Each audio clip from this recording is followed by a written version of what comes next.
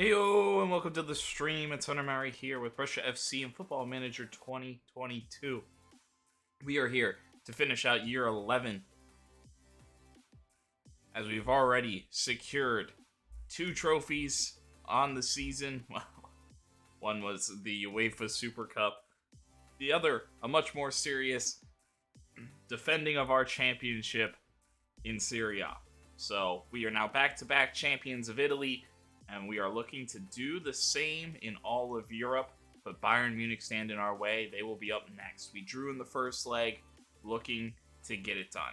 We will also see Inter in the final of the Coppa Italia as we look to add trophies to the case. Can we get it done? Here to find out. We'll be moving pretty quickly here, but this end of the season is definitely happening. We only have 3 games left in Serie A that don't particularly matter outside of bragging rights and potential record-setting things. So we do want to continue to do well where we can. Then we do have a game. Right now we have a game against Bayern and a game against Inter. If we do win against Bayern and get it done, we will see a 6th game at the end of it all. But at least 5 to play. It is the away leg. Let's get after it. I did rest the squad last time.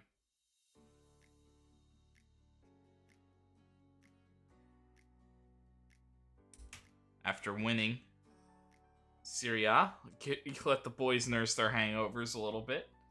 Elsewhere, not that we care as much, but there is a big fight for who is going to European places. Juventus has kind of run away with it. It's likely they would have to have to bottle it and probably lose, especially after whooping up on Benevento a little bit. Probably have to lose out. Inter dominant. I believe the relegation battle is done now, officially, too, with Benevento's loss. Venice does beat Sampdoria, which really hurts a team that is fighting for more. Honestly, if they get kicked out of European places, it's probably this game that you regret. Especially here down the line. Fiorentina beating Sassuolo, Torino over Cagliari with 1 more to play.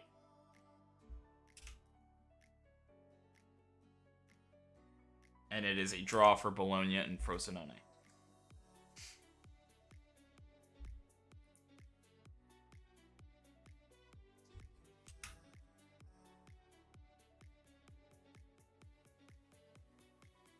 Felt a little hitch there.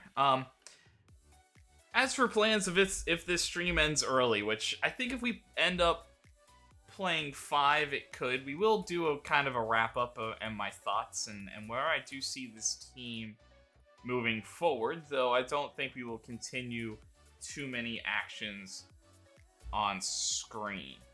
Jenner up to 10 now after kind of a surgence here in the back half of the season. Nice. And it looks like we will get a new coaching staff.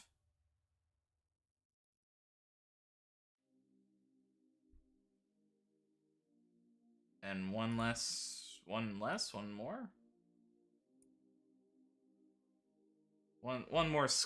Maybe I was always down a scout. Was I always down a scout?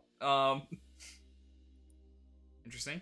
And we will have another fitness coach. I guess I could start the search for a fitness coach now. As one of our fitness coaches is retiring. So a couple of staff signings that will have to be done in the off-season if something does continue out of Brescia. But I think we'll jump into a different game, potentially, if things are ending soon. We could just sim it out and try to make some off-season moves and just wrap up the series going through the motions.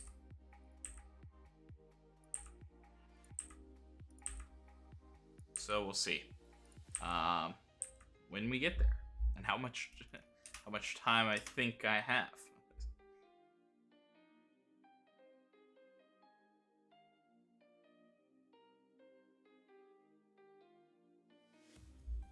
And we can kind of do a full rotation for Sampdoria. I don't know if there is.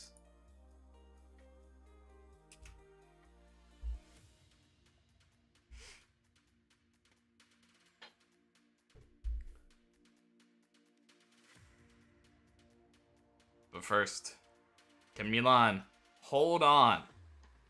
And could it be an Italian final? Step 1 is here.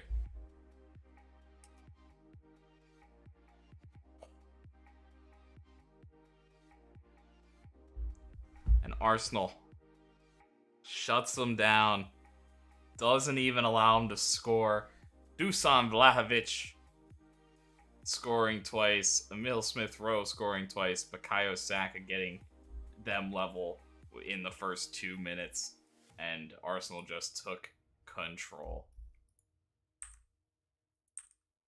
Can't help but feel I maybe jinxed that one a little bit. Whoopsies.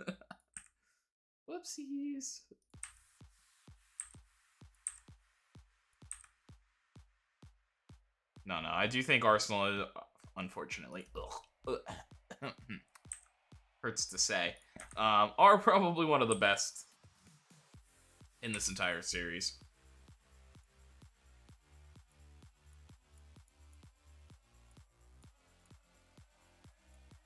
Well, I missed a new recommendation of somebody that looked kind of good.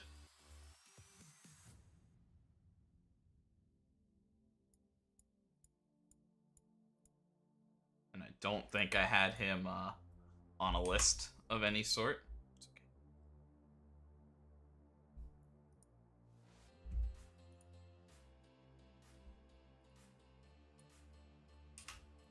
We will save before this game just to lock anything in. I have felt like a little bit weirdness kind of coming today a little bit, maybe. Let me take it. I thought that was going to be Cesarano, they're saying, is ready for more first-team soccer. I don't know if I fully believe that. I think he is the worst out of 5 options that we have. But good news that he, I think, should be a very good rotational piece for us next year. It's about, can he grow mentally to the point where we can trust him. But I'd also be lying if I said Orestes is perfect too. You know what I mean? Like, he's not erasing some sort of perfect player in that rotation, you know?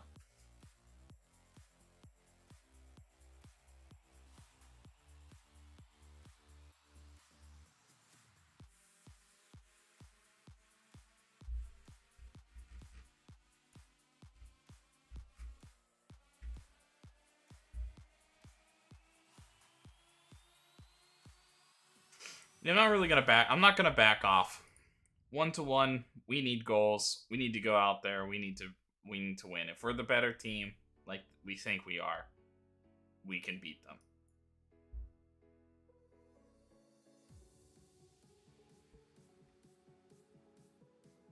Yeah, we're gonna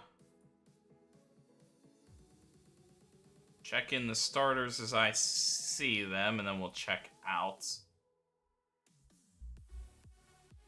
Right, I forgot John Arnaud got hurt.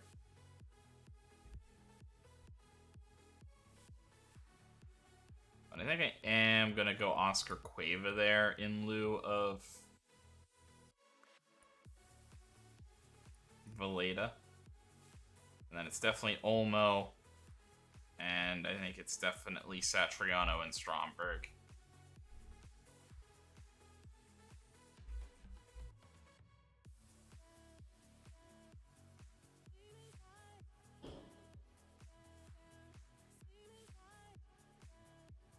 But I think we kind of force it a little bit.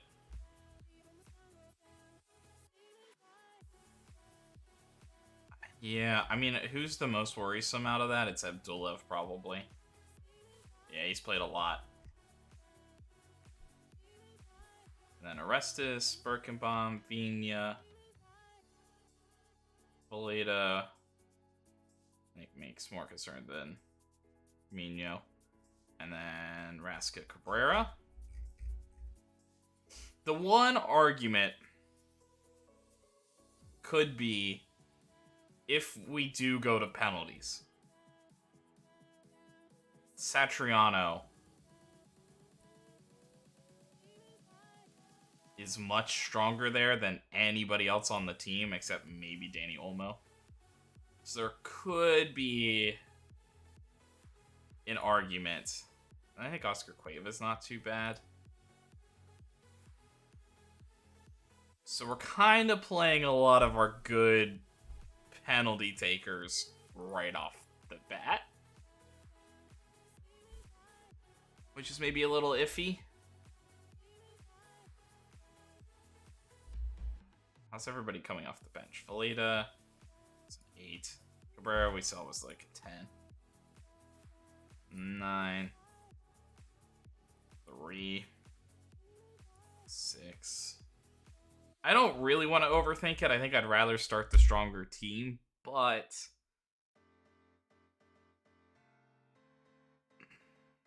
you know, like if we're hunting for a goal, like let's say they score one, right? And we're hunting for a goal to at least tie. I would want Satriano, but we could sub him in for that too, you know, like I think we're going to do this, though. I think that might be overthinking it. But it does mean if Satriano doesn't go this full match, I might look like an idiot to not have him out there. But I do think Stromberg, he's a little bit better. But I think Cabrera and Stromberg probably have pretty equivalent chances to score in one of those. So you know, if that's the substitution, it's maybe not so bad. And if we're really pushing, Cabrera might play like winger or something. But we'll see.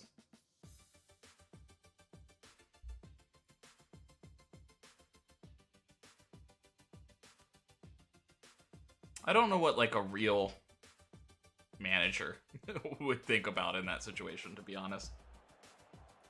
So I think I just want to get the best team out there, and hopefully we can score early and we put them under pressure.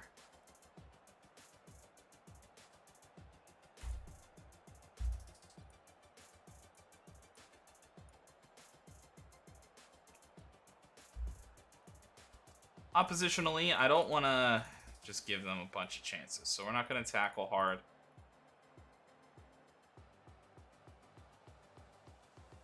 I think they might have him cut inside. It's so weird that they like switch around, like Bakoko's playing. He was playing on the wing last time. It's weird to me.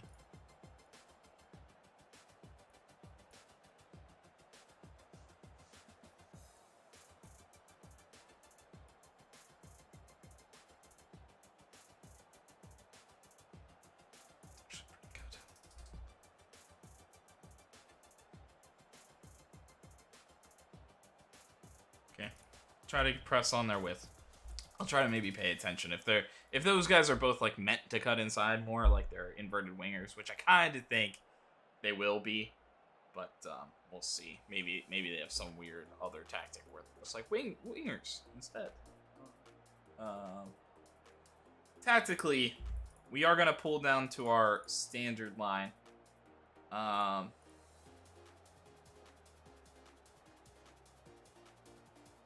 I think we're going to start with the intent, especially being away. I think we're going to start with the intent of we have to counter.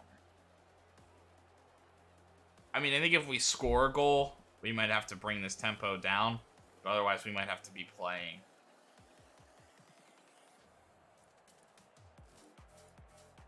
pretty tight. So that's kind of my thought. I think we can all be excited about the way Karnaseki's playing. the squad rotation nature of the beast these days. I think we're in a great place. The atmosphere is really strong. I think that's showing on the pitch. Bayern, a couple of draws in their last 5 matches. I think that includes against us in 1-1. We're sitting very similarly, going back and forth, wins and draws.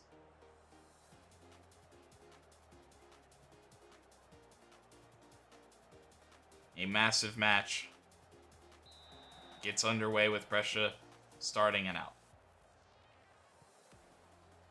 Very different shapes as Brescia has focused a lot on the defense here, and they have dangerous attackers, but they focus a lot on being solid defensively first. On the flip side, Bayern is full of attack, including a player who could maybe be a winger on a lot of teams. Alphonso Davies is playing a full-back role. I'm sure he will get plenty forward. Adenimi. Or Adiyami? I don't know. And he was inside there. Podlek, I believe he had a pretty good first game.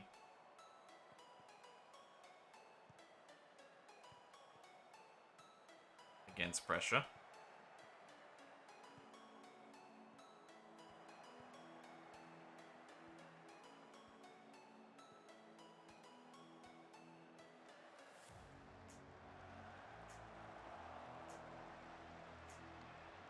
And headed over.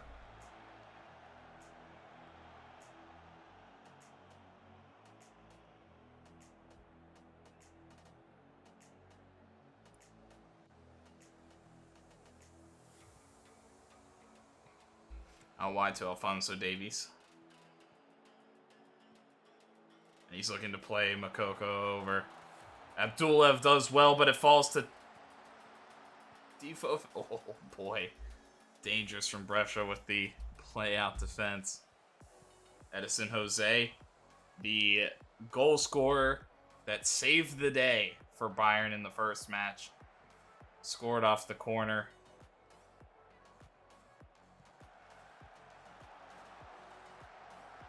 And that really could have been a goal. We're not really getting out on there. And they are playing inverted on both sides. I thought he might be a true winger, but that last move kind of proved it to me that he wasn't.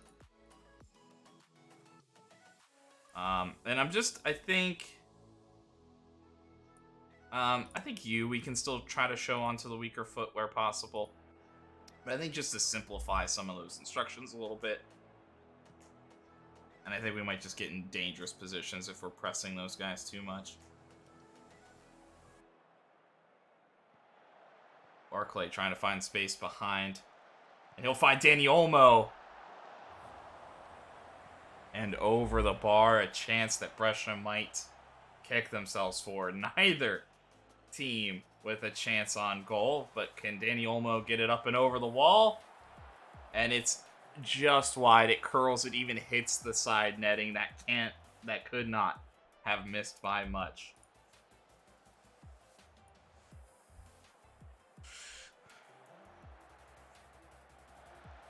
Billy. Too far for Adiyami. He looks to cut it back. Alphonso Davies.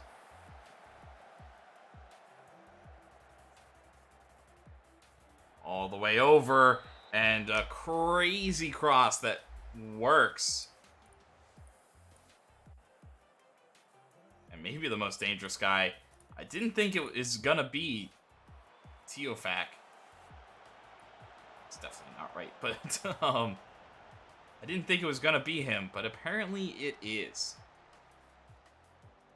Stromberg couldn't get the counter going for Brescia.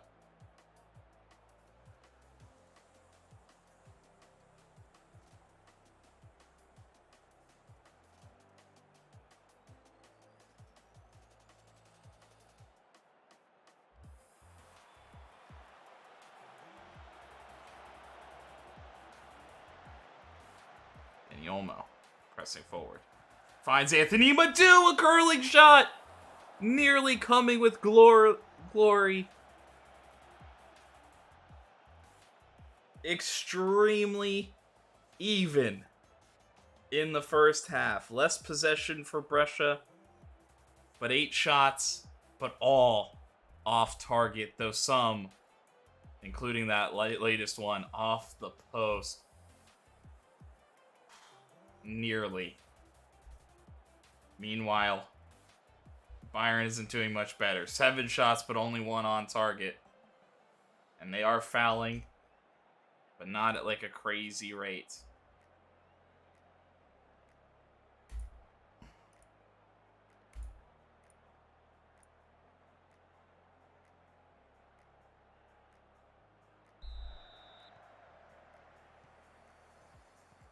The curling shot from Madu was nearly maybe the greatest moment in an already decorated career.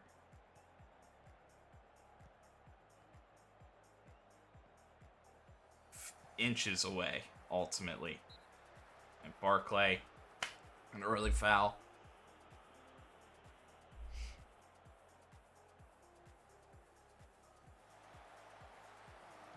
Galbraith. They deal with Jose this time. Adiyami. Going. Looking to cut it back. Cueva does it, but he goes back to Garnasecki, who has to clear. It was a little wild.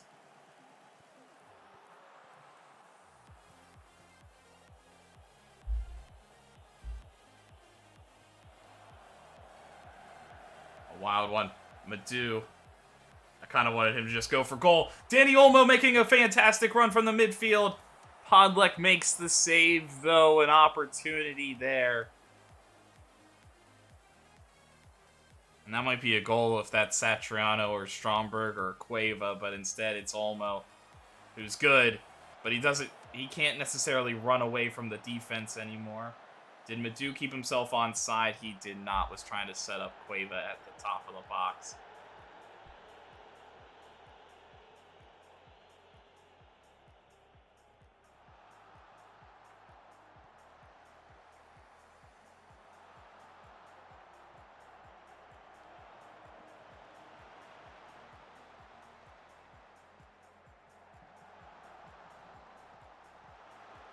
Davies. And a header one over. How good is he in the air? I feel like he's beating everyone.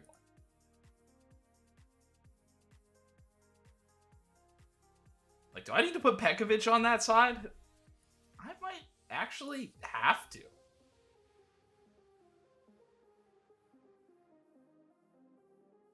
I mean, Galbraith should be competing there.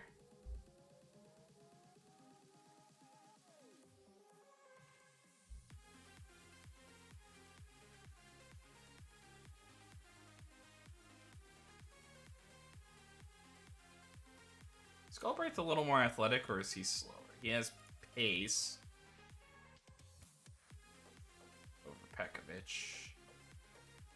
He might be considered slightly more athletic than Pekovic.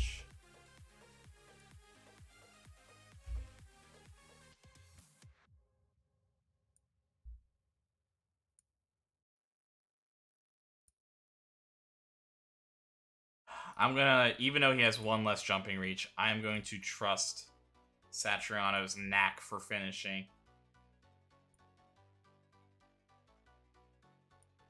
A bit more.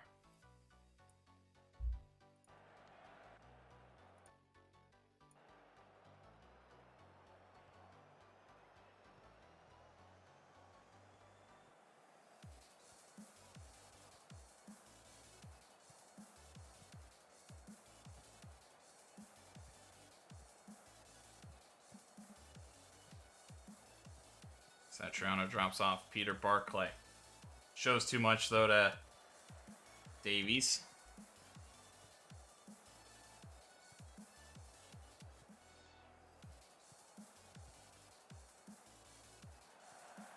Diafak cutting in. Looking to play. Galbraith reads it well, but they get in each other's way. An opportunity.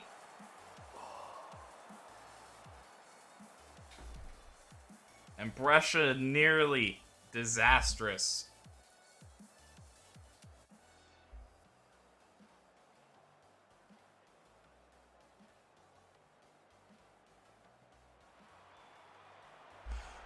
And Pekovic puts it home!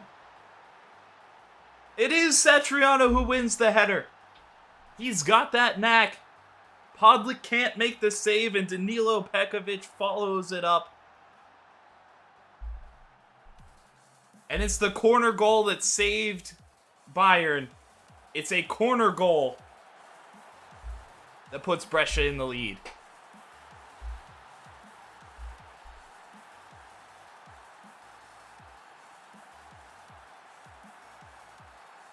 Bayern looking to respond. Satriano again. He's starting to maybe get into it. Ilias flies in, and that could have been. Karnaseki rooted to his spot.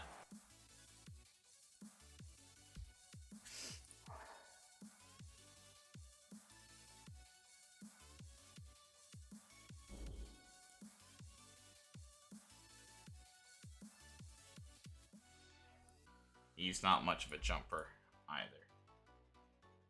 Ilias. He should definitely be cutting in. Question is, do we go back to Pekovic? Or leave Galbraith out there?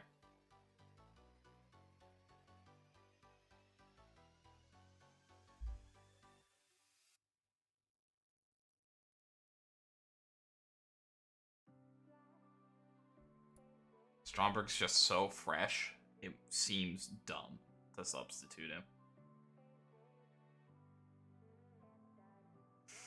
Maybe that's what we'll do. As much as I know, Maximiliano Cabrera's probably sitting there on the bench going, give me a chance. Give me a chance. One opportunity. Just let me go. I think he might be a substitution in extra time, but I just can't. With how fresh Stromberg is, I just can't justify taking that off for fresh legs, you know? I mean, everybody's doing okay. I think we just push it, to be honest.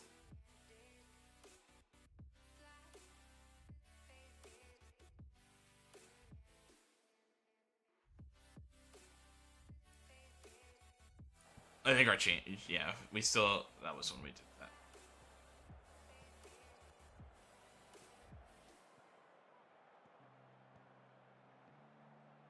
Barcelo, wild though, was looking for the run of Stromberg, but he didn't really make it.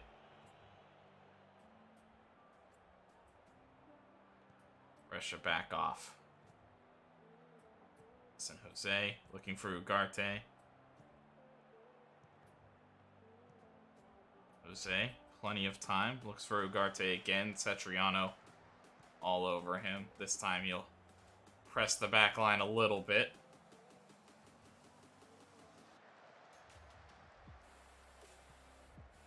Bayern look for the slow approach, but a beautifully done long ball forward. It's Barcelo. A mistake by Pekovic. A curling shot, and it's all level again. A huge, massive mistake from Danilo Pekovic. He was just trying to touch it back out to Barcelo, but they...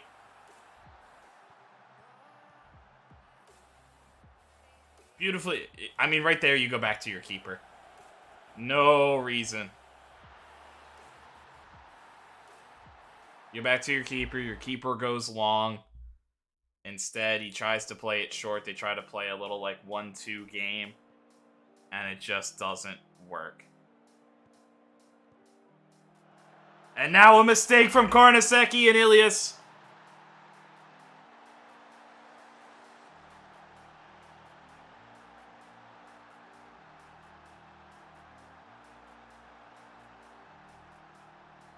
Massive errors on Brescia's side. We deserve to lose. Simple as that.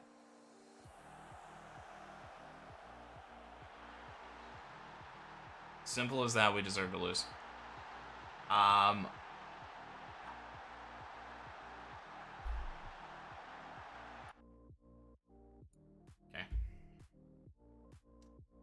Um, like I get that they started pressing higher,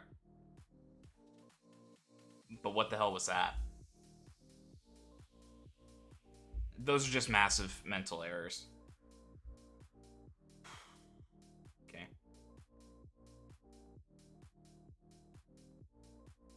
Alright. We,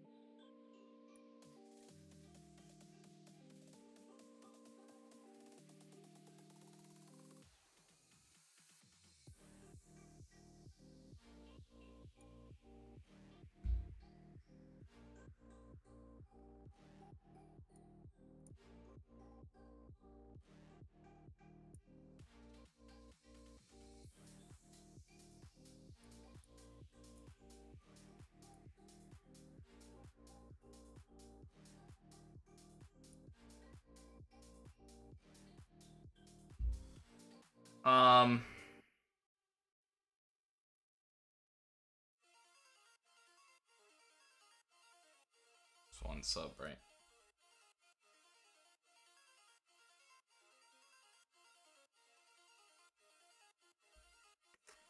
I need Madu's quality.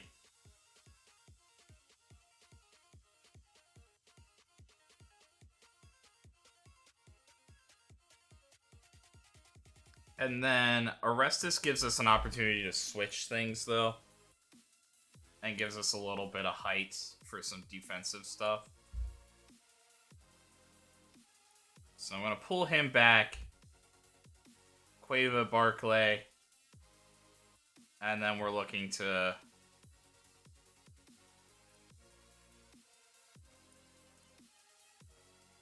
We're going to add Satriano.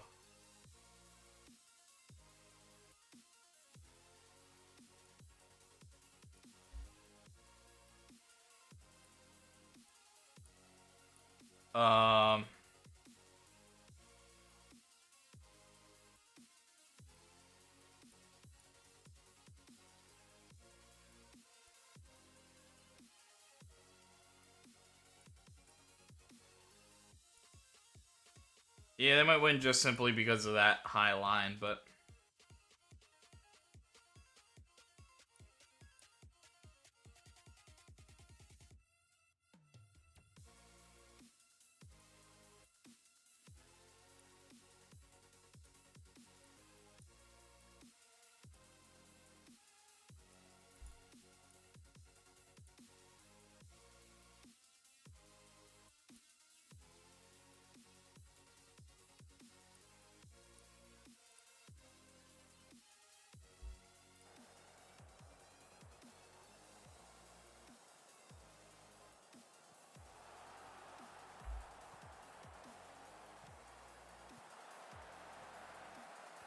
What a botch job.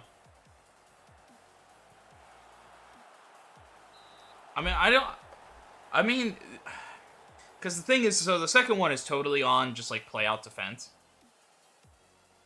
It's totally on that, and I mean, it's mental errors on top of it and a good play from Makoko.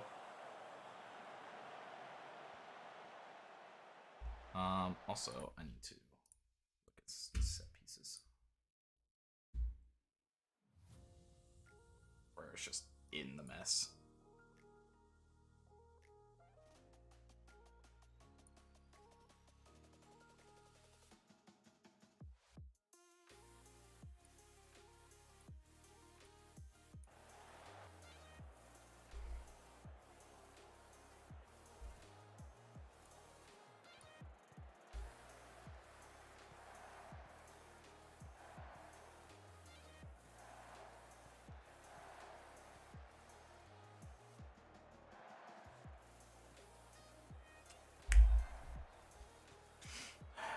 But I don't think that's...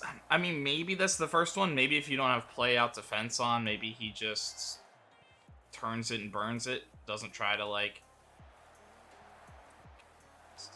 Now we just can't even get the ball back.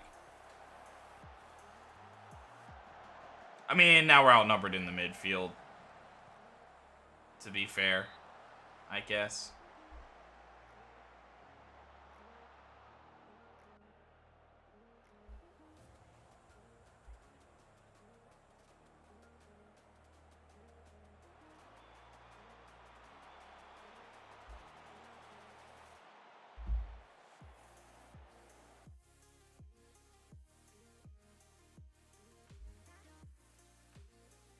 I mean, there's something I can do.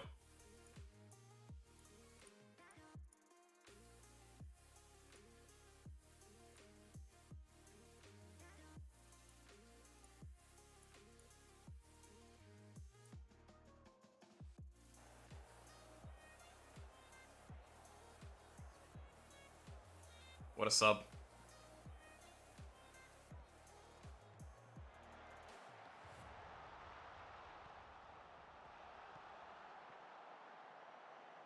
Cabrera.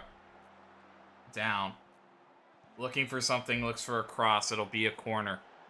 An opportunity for Brescia at the end. But, I mean, we are gassed. We are pushing the entire team to the limit. Danilo! It was open. Redemption. I think this will be the end.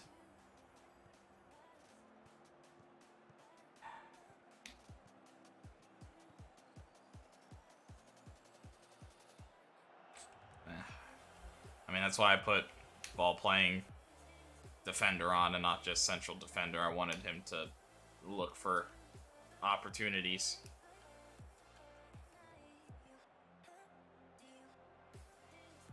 It's just over everybody. An opportunity to ice the game, but it's wide. I mean, this doesn't matter.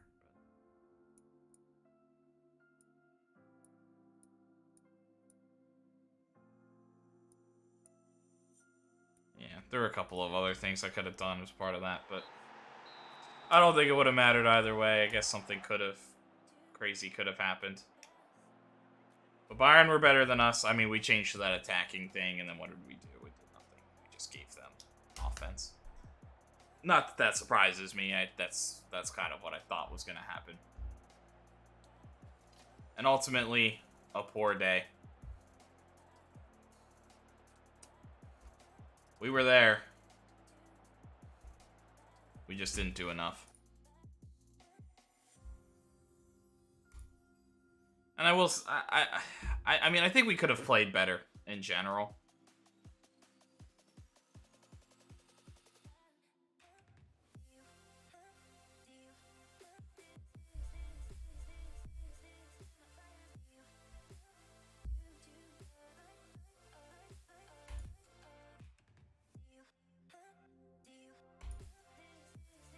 I mean, honestly, we should have put more pressure on them.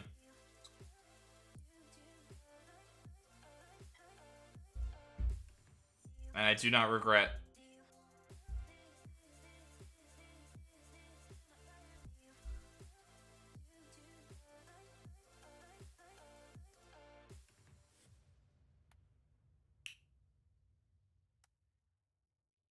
I guess that kind of happens in real life, too. Two horrible mistakes within a minute of each other that led to goals. I mean, I don't know what Karnaseki was thinking. I don't know what Pekovic was thinking. It's a frustrating way to lose, especially, you know, with the 10 men down. We didn't do enough in the first leg to give us that opportunity. Had we won the first leg 1-0, we're going to extra time right now. We played hard, but we will not be back-to-back European champions. It'll be Arsenal versus Bayern Munich in the final. Although, honestly, the way that we were puttering through since that Benfica game, kind of struggling in the Champions League, I don't think that we would have.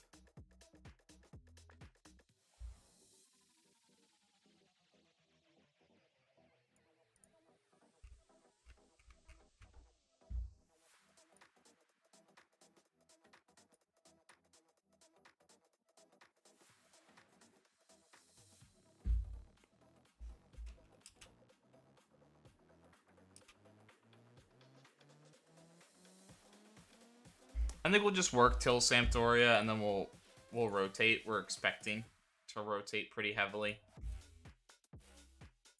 Yeah, I was switching people all over the field there.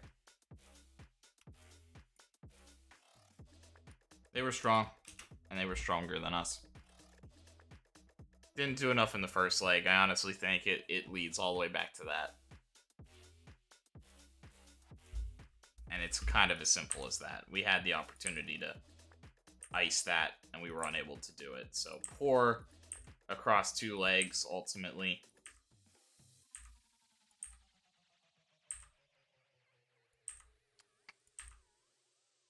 Bit of a shame, but to be honest, I didn't know if Champions League was really in the cards at all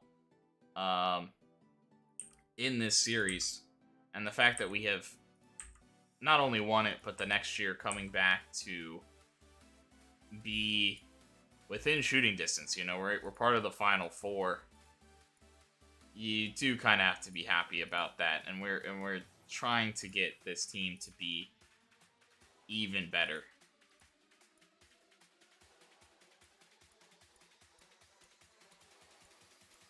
You know, with an acquisition like Sean Arnaud, and that's another thing. Sean Arnaud didn't play in that game.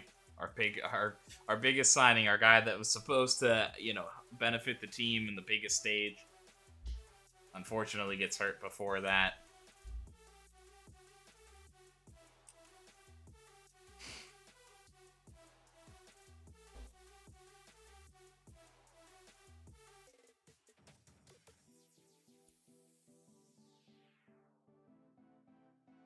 Nordberg's back. Well, Nordberg might get to play, to be honest. I mean, that also probably means Villanova isn't playing.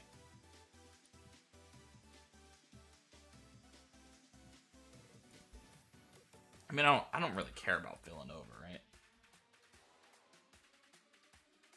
How do I not know my own squad member's ability? No.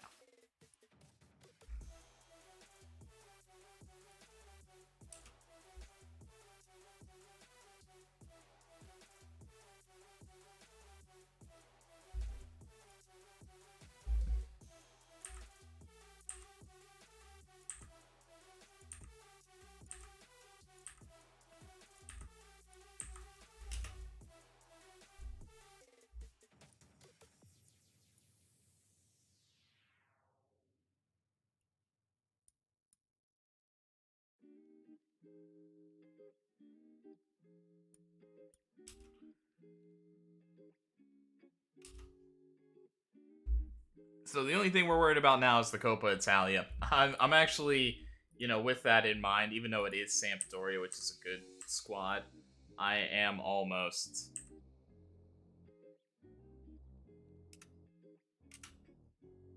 willing, especially with this one at home, I'm almost willing for this to be a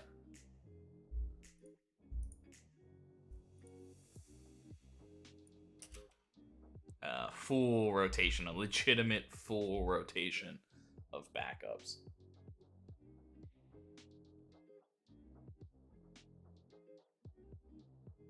Although maybe there's something to be said about not starting the starters against Inter after that performance, but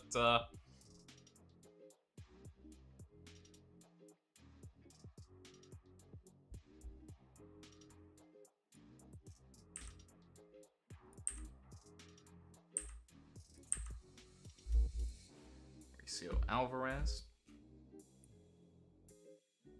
Night River Plate. A legit winger. Has decent positioning inherently and has some baseline for tackling. Even alright, well, okay. I mean, I do think that there's a very similar prospect. Yet. And then you don't happen. I mean, there's no way. No. Brazil only.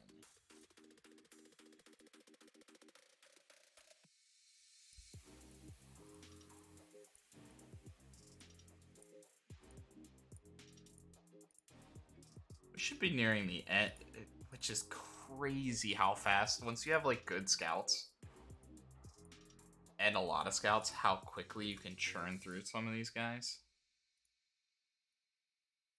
I added a ton of these guys, but they should be like 21, 22 max. So should be coming to the end of that. Yeah, I think we are. I don't typically do that, a full rotation, but I think we are going to do a full rotation against Sampdoria. I may look like an idiot against Inter, but I think I'm willing to chance that, I guess, is the word.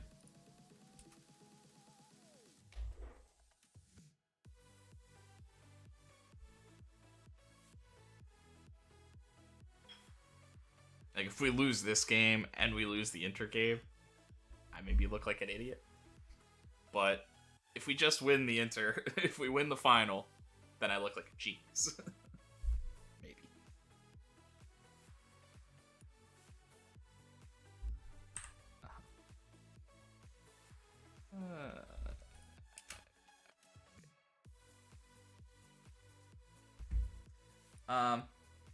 Just to make sure nothing too weird happens with training, I should be okay.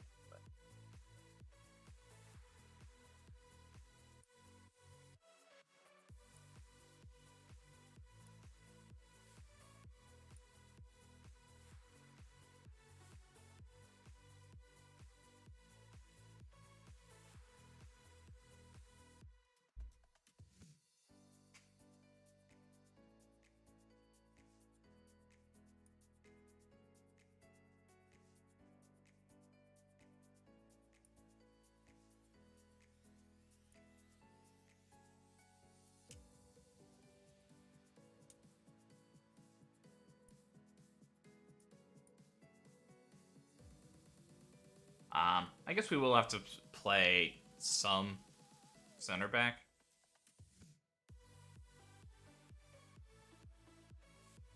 Though, I did kind of forget about that.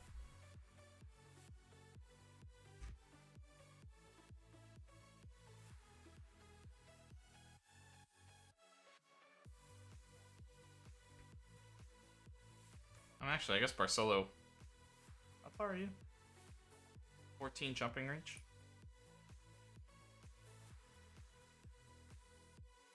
I mean, if Viña has to play in the final, I'm not completely opposed to that. Abdulev, I definitely want to sit. So the question kind of becomes Barcelo, who is like normal, fresh fatigue.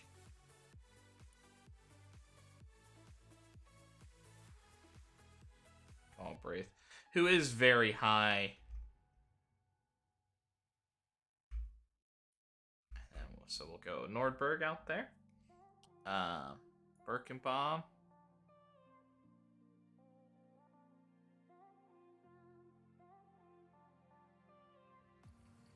Raska, Valeda, Mino, and then two of these guys are going to have to go. But we'll sit Satriano.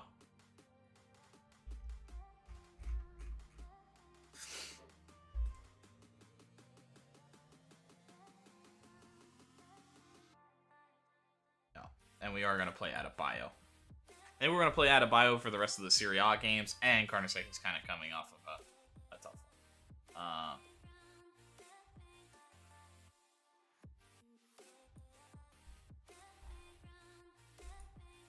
So, a full change, pretty much.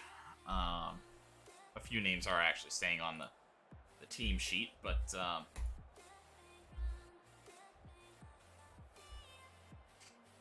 do have a chance at glory, so maybe it's a little bold of us to do that, like breaking records. We probably won't match a points haul. I guess we still could with the final 2 games. So, we could still maybe do both. Heading inside. Should be a wing. And then we just like to press with.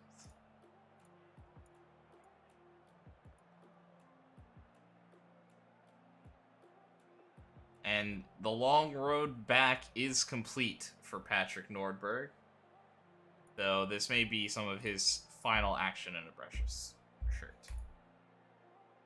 Yeah, we like the fans. Winning a lot of plaudits.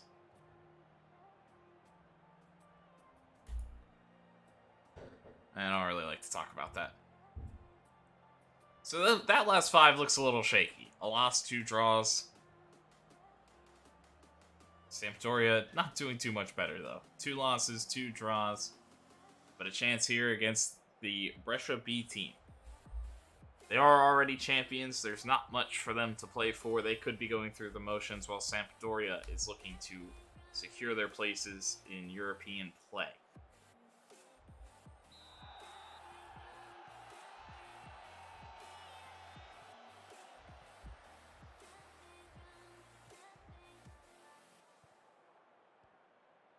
Barcelo getting the start in an odd position for him.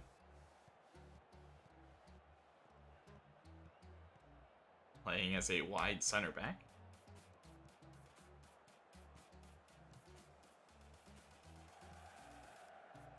In lieu of that man, Patrick Nordberg, who is kind of supposed to be the more offensive-minded player, but it just never really stuck at Brescia. Udinese taking an early lead over Inter. We probably wouldn't mind a little Inter loss. Rattle them a little bit before the big match. Get them second-guessing themselves. Nordberg, Mino, Rasca, Cabrera. Does touch it, but has to go way wide. Nordberg. Valeda. Barcelo in a dangerous area, and he'll take a shot. Odero has to make the save. Not shot with too much power or really precision, but it was on net.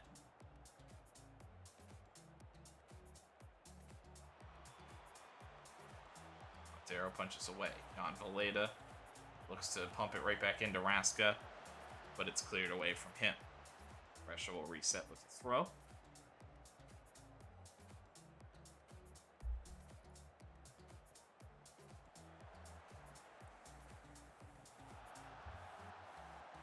Nordberg flips it back to Barcelo to keep pressure, to keep the ball in Brescia's possession. Nordberg running forward. He makes a good move. Stromberg has it in the Norwegian connection. Not quite clicking, but it's not the man that you thought would be rusty. A massive miss from Vegard Stromberg there. And it is Nordberg getting a lot of service down this side. This cross looked a little bit wild. Stromberg with a chance. This time he finishes it deftly. Just needed to give an assist to the other side to Stefan Birkenbaum. We'll get a lot of credit there. Most of the damage coming down the left side. And a good start for Nordberg for the most part, but it's Stromberg cutting inside here with working with Birkenbaum, and he just finds too much space. So funny.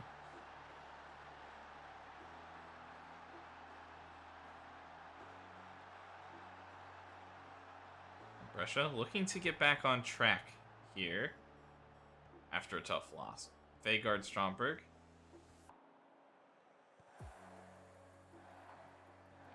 Valeda. Birkenbaum.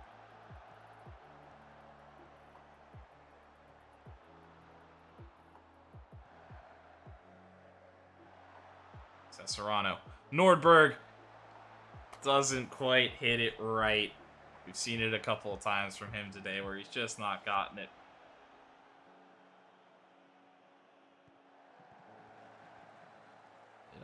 Barcelo looks to cut in.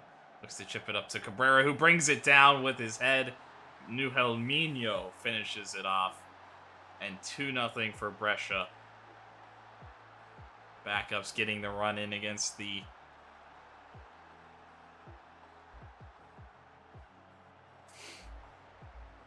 run in front of the home crowd, and they performing pretty well there.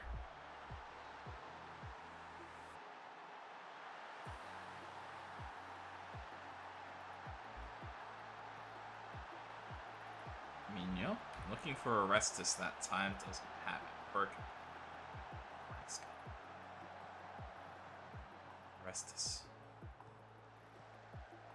Working. He'll drive it into Birkenbaum, who's in space. He cuts in, but kind of closes himself out of a cross. He's going to look.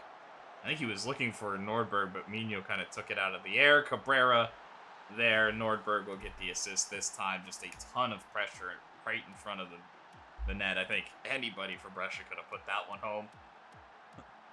All three of the attackers were standing up there. But it'll be the third different one getting his goal.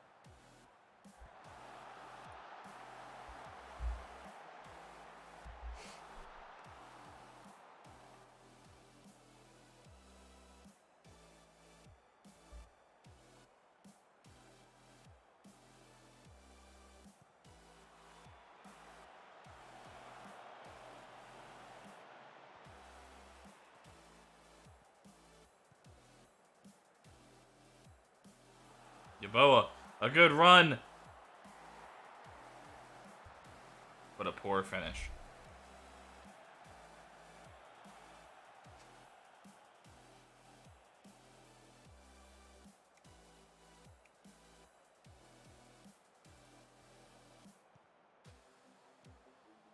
This game kind of cruising along.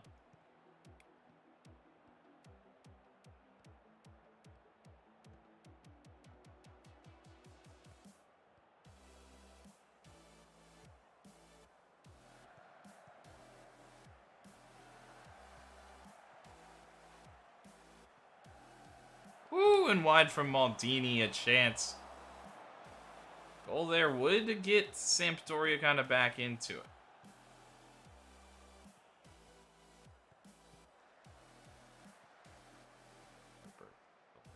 Back to Barcelo, who's seemingly playing well in his role. I'd say maybe a little too soon.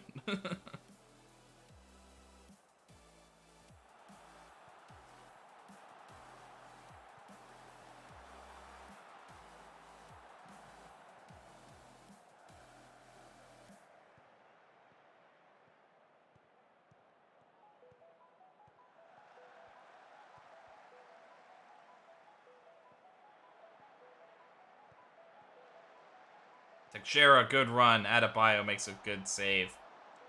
Sampdoria are starting to turn up that pressure, though. After the early onslaught from Brescia. Stromberg will head it clear. Sampdoria looking to keep pressure on. But offside, and that will end the half.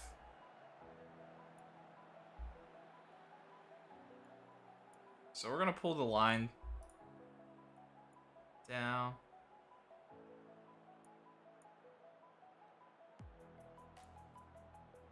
I'm just going to pull that down.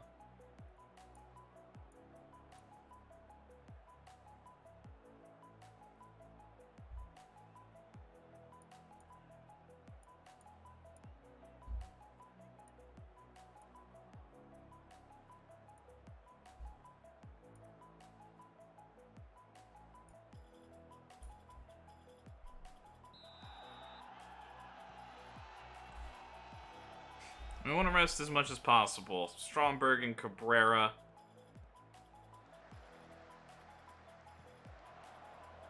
I think maybe ideally we would take Cabrera off, Barcelo off, just to have that option.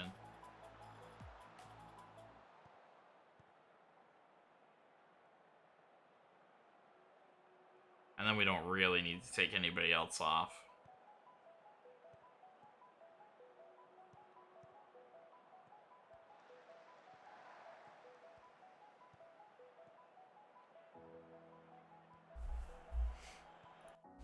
Actually, something else subtle I'm gonna do.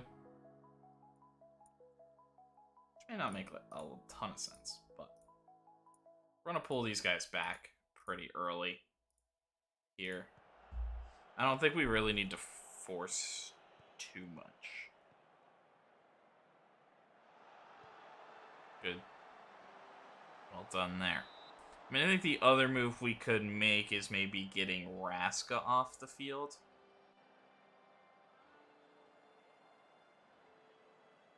Because these probably are more versatile. Because we have a lot of guys that I think can kind of mix it up in the attack a little bit, but we don't have a lot of guys that if we wanted to drop like a defensive midfielder in just to hold out or try to hold out and clog the midfield up. Raska's really the only guy that's like naturally comfortable doing that.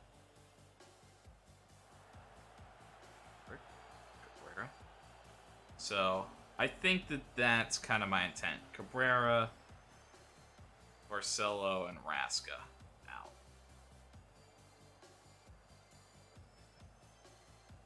But I think I will push it to like the 65, and then we'll probably also pull back further into like the regroup, time wasting, things like that. It just keeps falling to Sampdoria. Teixeira pushing forward. Blocked. Cesarano clears Veigard Stromberg. He's going to look for Cabrera, but it's not quite right. A clearance there.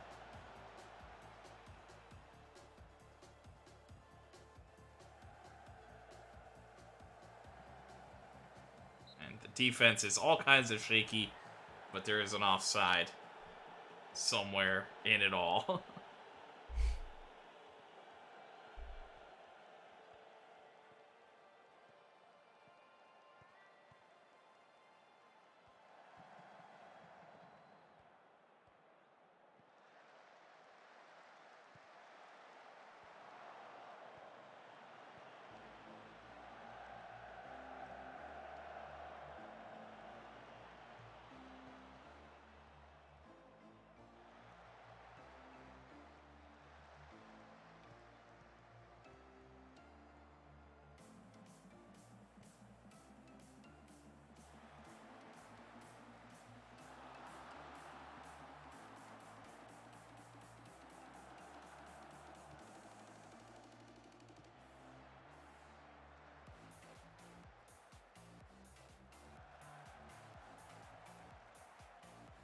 Let's play Barcelo, but it'll go out for a throw.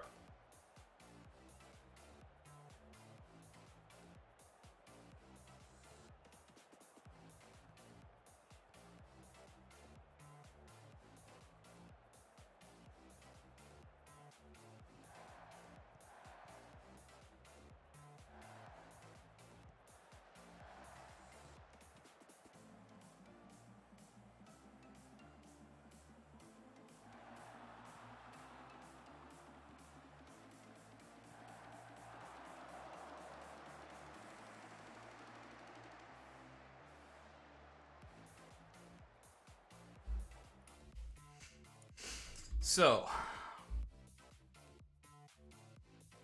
Valade up for Cabrera.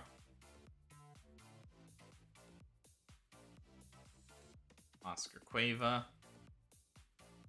And Anthony Madu will play. And Barcelo will be an Andy Galbraith.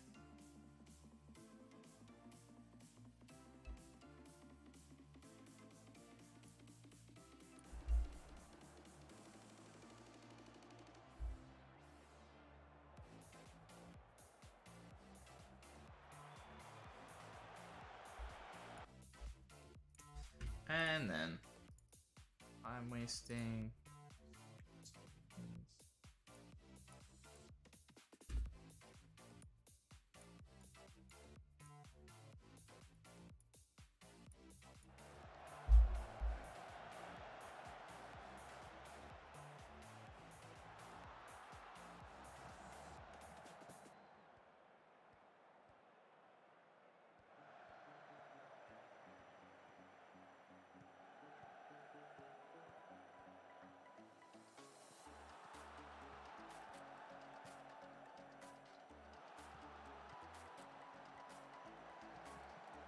Oh.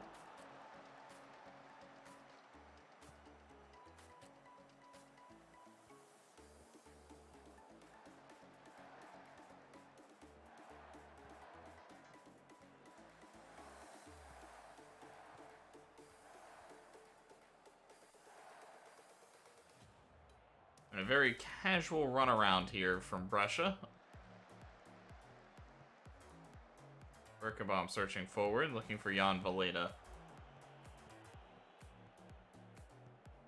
But not really doing.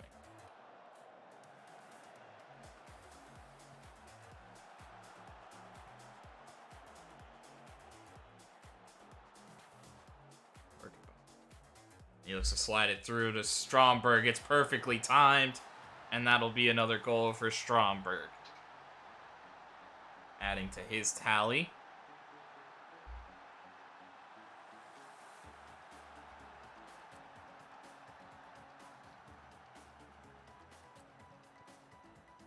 It's just perfectly weighted from Birkenbaum there.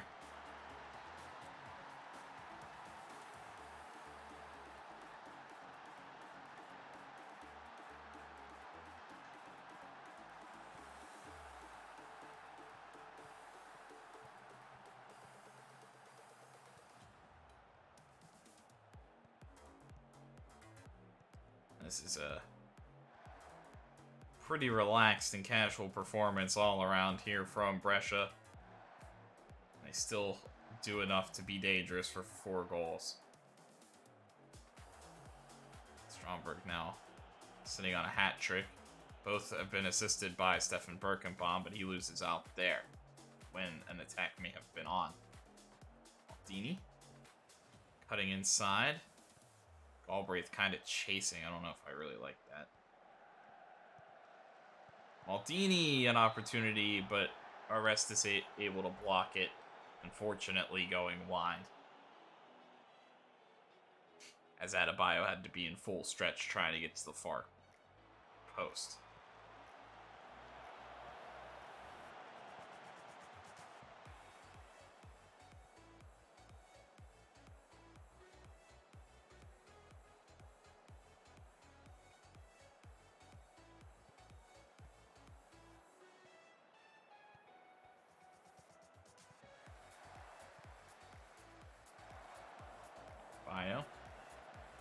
That's a no-nonsense clearance from him.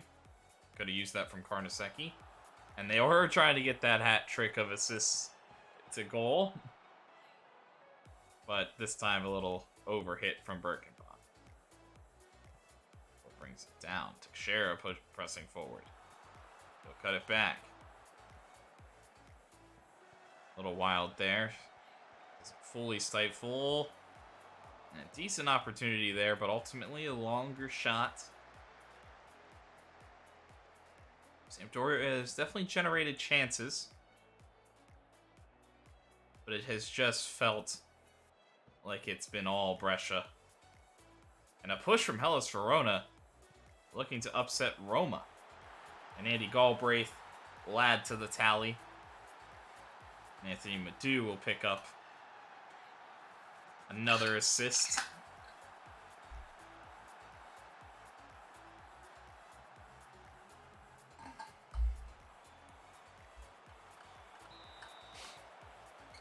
We'll get it restarted after the goal, but I can't imagine they'll let it go on too much longer.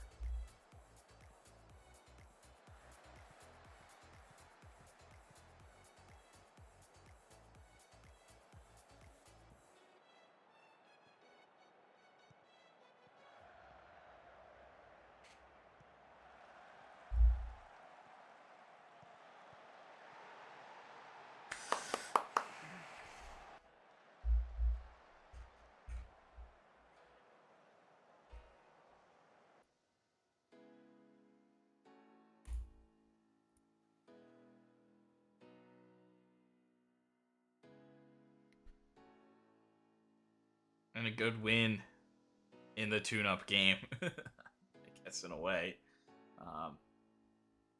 Yeah, we never lacked belief. So it's probably results. I haven't decided that yet. I mean, in a way, I guess they are because they're the backups.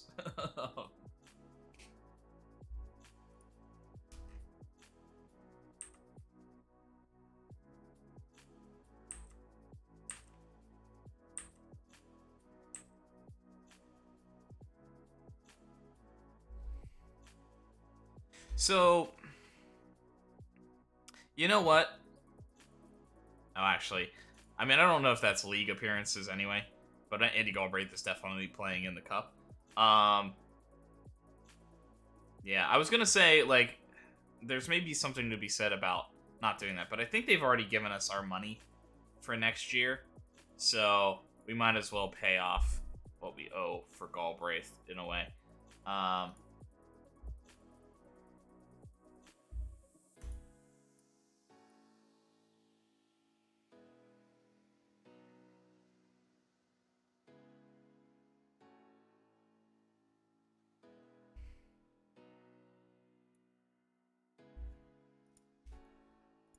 You are you?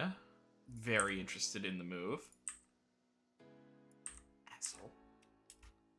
Everything I've done for you, I pulled you out of the Sky Bet Championship.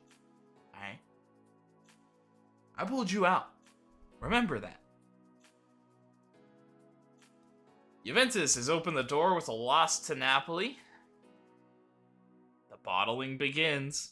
Udinese dominant over Inter, but Inter doesn't have much left to play for, so that's just good for Udinese.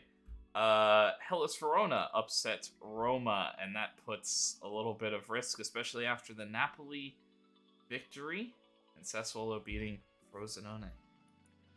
And had Fiorentina won, they would have jumped back into European places, but they fall short. Okay.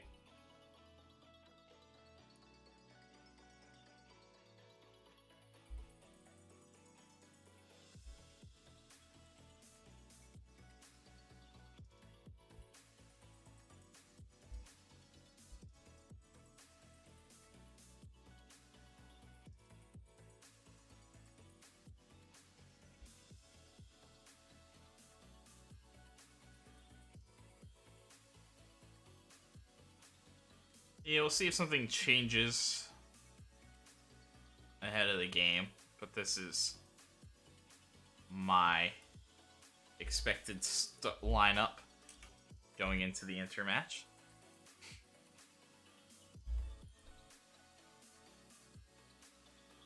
Yeah, the thing is, my man, I don't want to give you a new contract if I can avoid it, to be honest.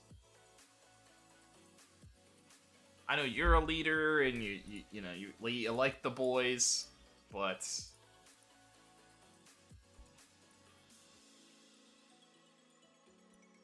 I think you're kind of on the block next year. If you make it to next year, we can talk about a contract, you know.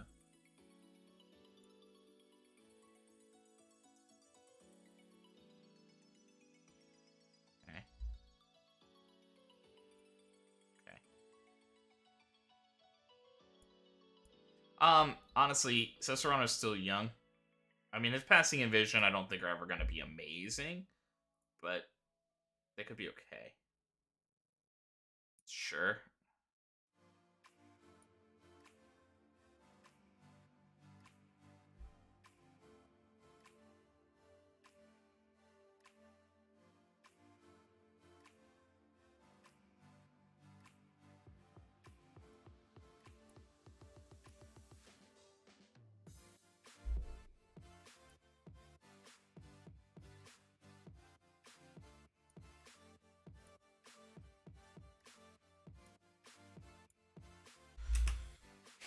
I'll look at coaches next year. And that's why Cabrera's starting, in case you're wondering. In case you were wondering why I was like, I don't know about Stromberg. That's why he's been excellent. Kind of reward that. Didn't get him in the nearly enough time in the Champions League match. And I'm not saying that would have changed anything. I don't think it would have, but it was a pretty poor performance from Stromberg, so maybe anything could have been better.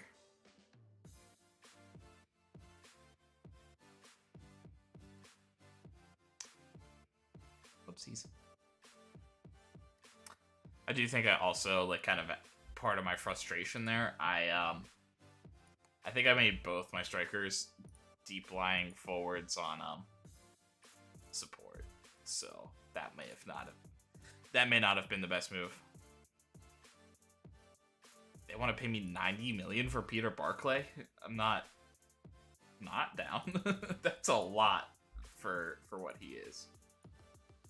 I mean, a good season, and I think he is an excellent young player, but in terms of just sheer offensive output, I do think the physical crossing skill will always not be high enough for him.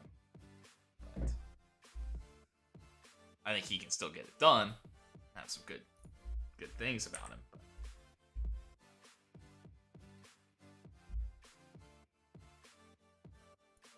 Oh, no.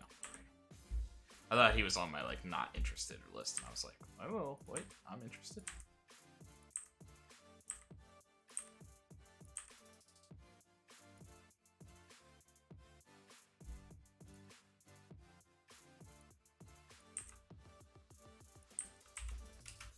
He's fine. He does need consistency, but he is young, so that can come out in the wash still a little bit.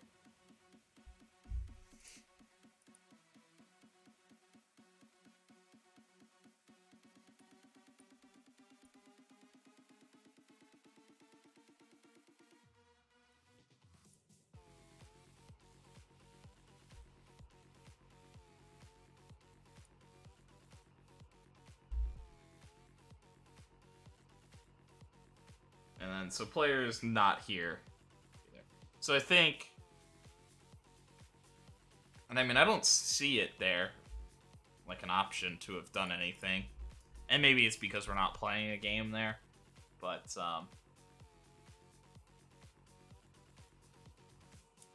if we would have been in the Champions League final, everybody would have started a little early. It's like, no, not till we're done.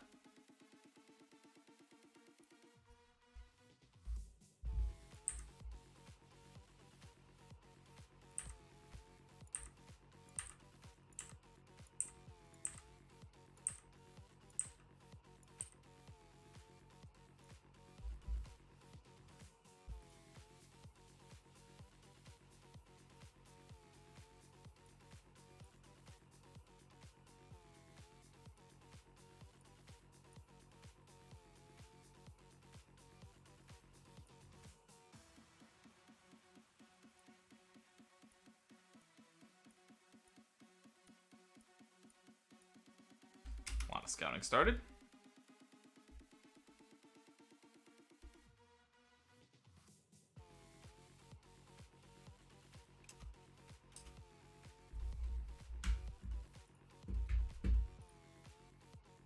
Okay. I think that's it. Birkenbaum was maybe my one question mark with just how well he played in that last game, but we will hold.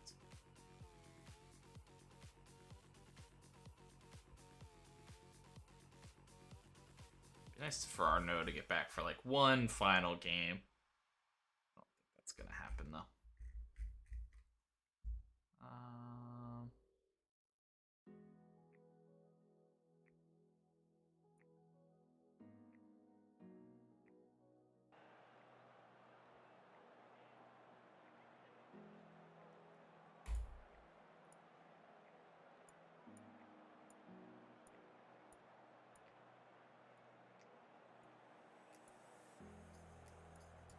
Yeah, I think we're just gonna go for it.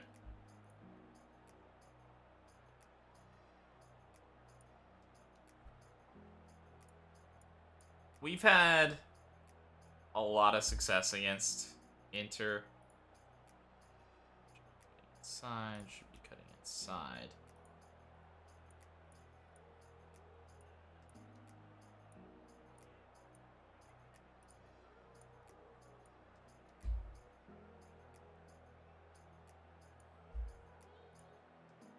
I really agree that your win over Sassuolo was a highlight.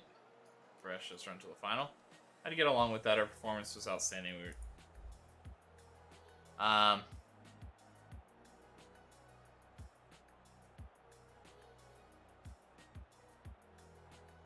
as always, we'll analyze the player's fitness. We want to go out there with a positive game plan, and we want to attack. We scored a lot of goals in the last match. We want to carry that on into this one, though it is some new faces. But we've had success against Inter this season, I believe. I think we might have beat them like 6-0 through 2 games that we played them in. So we have to feel pretty confident, though. In the big matches this year, since the early one, we've been a little disappointing, I would say. Losses in the Super Cup, couple of poor performances in the Champions League as of late.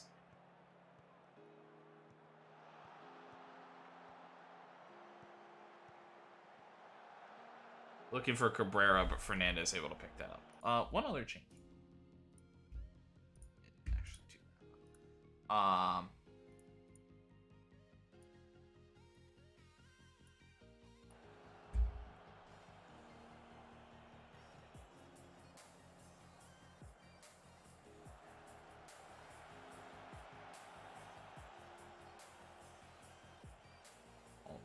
two. Cabrera. Surging forward, and he'll lay it off to Barclay. Purposely sending him wide, but he'll cut it back into Madu. Back to Barclay. Looks for Olmo. He'll go out to Vigna, who looks for goal. Brescia have men there, and it'll be a goal kick as it ricochets off the Inter player and then back off of Vigna. Play.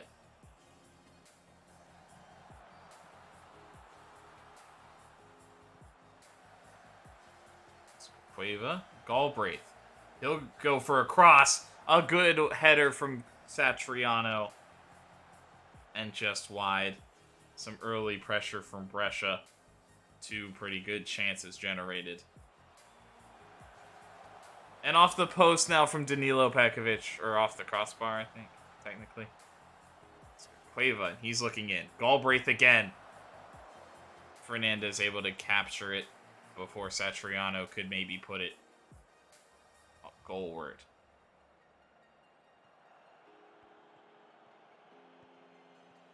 Fiery start from Brescia, but can they get their rewards? Maximiliano Cabrera looks to cut it inside, and he'll just kind of take the corner. And they are threatening off these set pieces, so that's not the worst strategy. This time, no success. Danny Olmo, I think, stayed offside. Yeah, he did.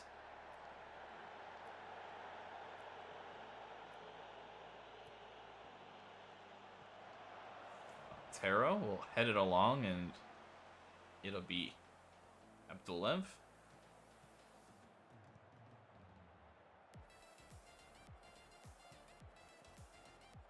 Cueva surging forward.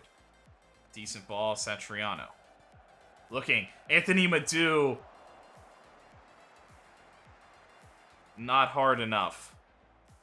Low, but at Fernandez. Didn't make the save tricky. Trio tries to work it, can't get it, but it'll only be cleared as far as Pekovic, who pushes forward. Him and Barclay combining. Pekovic down at the byline. He'll cut it back. Anthony Madu, Danilo Pekovic working the wide spot. What a cross from Pekovic. Finds the feet of Danny Olmo, but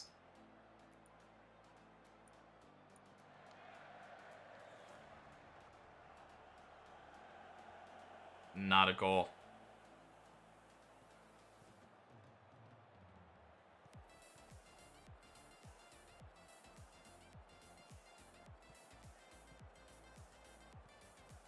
Madu, over the top, Danny Olmo, he finishes it off. Was he onside? A beautifully chipped ball over the top from Madu, but did Olmo time his run perfectly? He did not. Disallowed.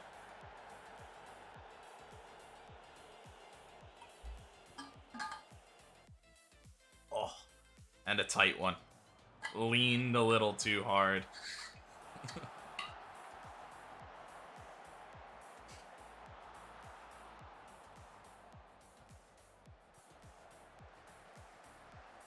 Badu looking to flip it up to Satriano. Can't find it. Cueva able to pick up the loose ball.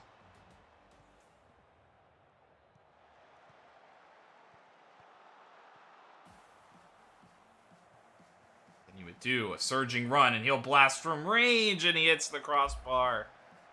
He hit the crossbar in the Champions League match as well.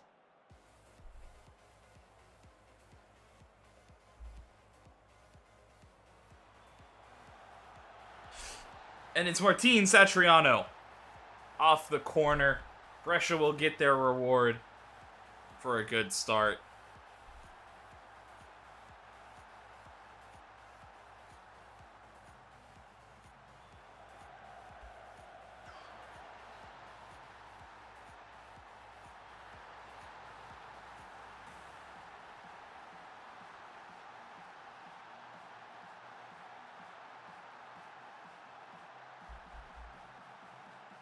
Cabrera. Whoa. Hit with such pace, but it's over the top. It didn't come down in time. It's Episodi looking. Haven't seen too much threat from Inter, but here they are pushing. Sampdoria turns around. Badu giving chase. A lot of people compare those two. A good one there. Neto in space.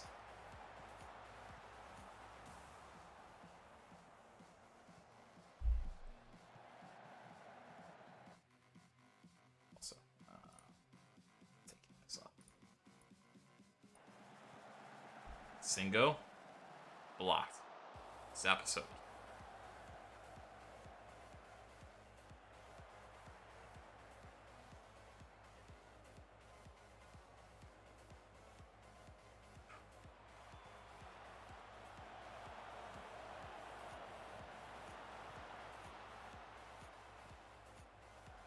Galbraith, Satriano, Fernandez.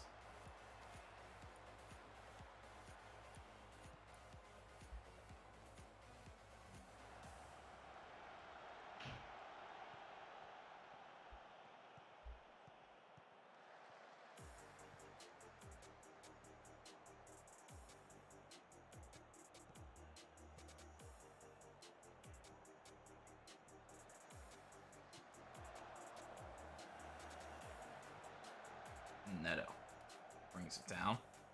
Looks to stride forward. We'll cut it back. Barella plays a good one into Singo, who's pressing up. Episodi in tons of space. A brilliant shot from Jacopo Episodi. There's too much space, and he places it beautifully.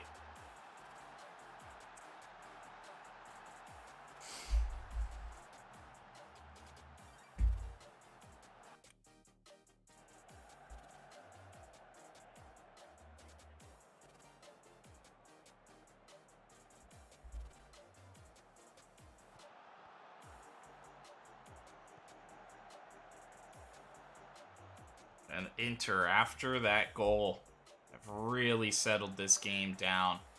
And now they're looking to push. They figured something out about Brescia. Neto thinks he has. Running circles around Vigna.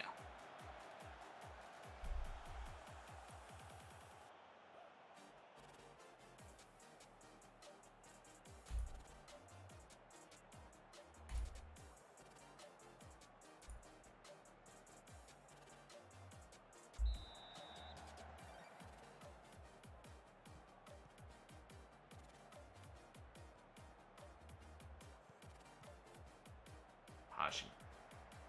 Episodi. Hashi. Lautaro. Martinez pushing. Galbraith able to clear. Danny Olmo.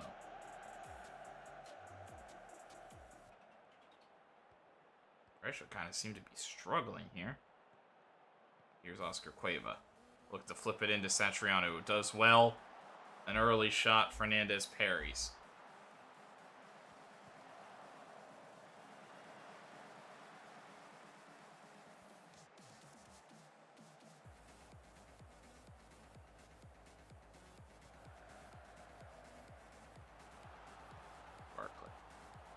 Cueva.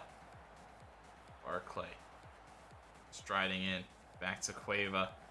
Badu.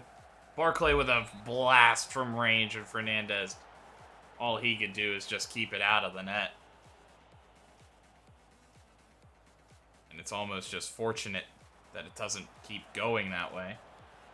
Zappasotti, Danny Olmo, battling out there. Zappasotti runs away from him. But the defense gets back and Danilo Pekovic cleans it up.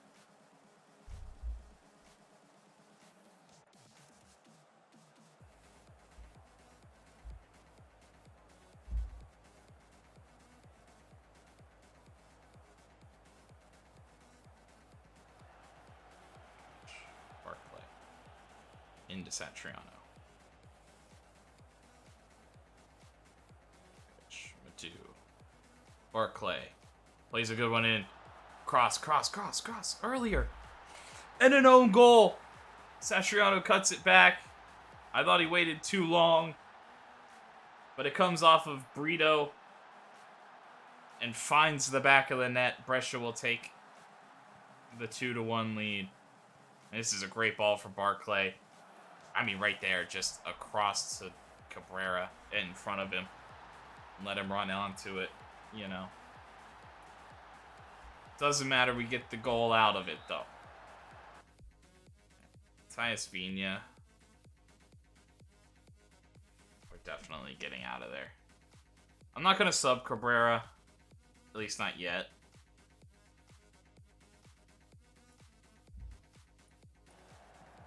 I think my plan is kind of fresh legs and extra time. We gave everybody that full rest for that reason. So, I mean, if somebody's really collapsing beforehand, we'll make another sub. But I think we'll make subs at extra time, and I think it'll be like Raska in for Madu and Stromberg in for Cabrera. Like if that's what it comes down to, that's what we're gonna do. I mean, I should get an extra sub, so we can also make one more, but I think that might be much later in the second half. Satriano will send Cabrera. A decent first touch from him, but he's gonna get kind of run ragged a little bit. Into Barclay. Cabrera again. Looks to find Anthony Madu. Vigna, who takes an extra touch there in the box. Ultimately just worked for a corner for Brescia.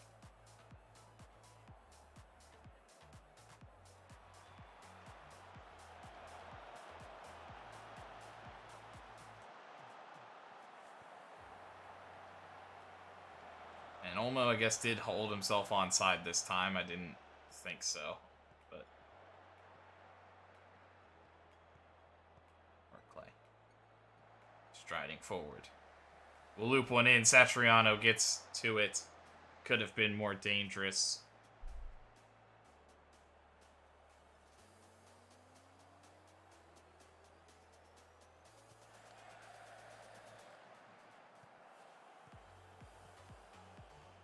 Cabrera looking to flip it up to Satriano. Can't get there. Fernandez with a big clear. Pekovic. Madu. Into Olmo. And he goes for the shot. Don't know how I feel about that.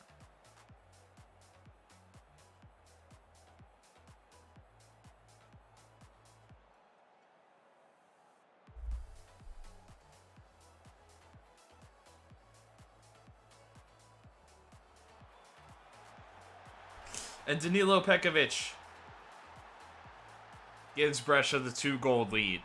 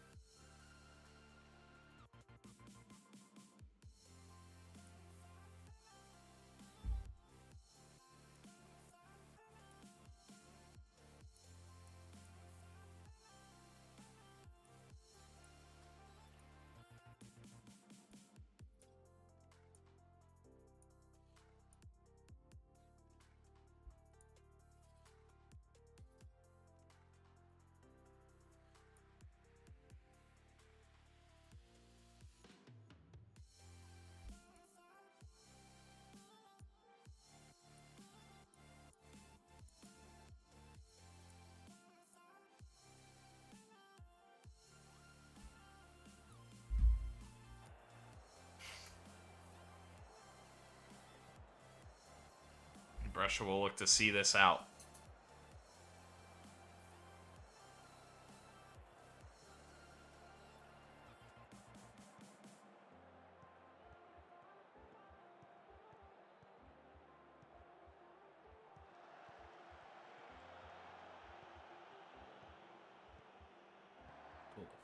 Madu. Pekovic. Olmo. Flip it up to Barclay. He'll cut it looking for Cabrera. Won't find it. Cueva. Olmo. Madu from long range, but it's over the bar. And that'll be a chance for Brescia to sub.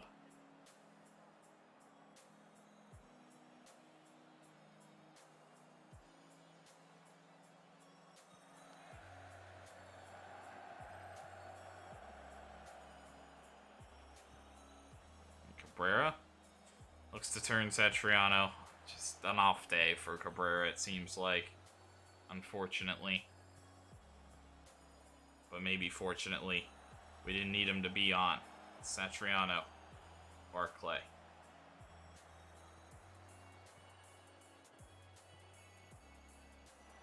And Madu. Madu will steal it back after a little mistake.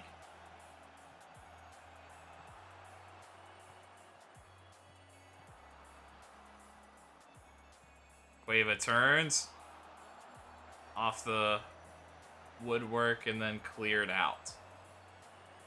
Not a ton of crazy good chances generated from Brescia today, but they did score 3 times, so it is what it is.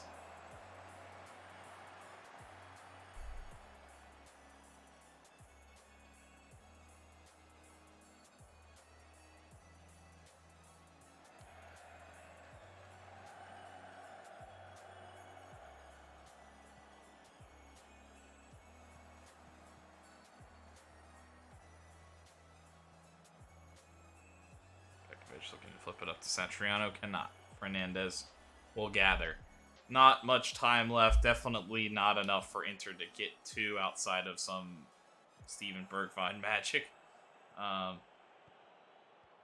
all you Spurs fans out there. Satriano turns it down.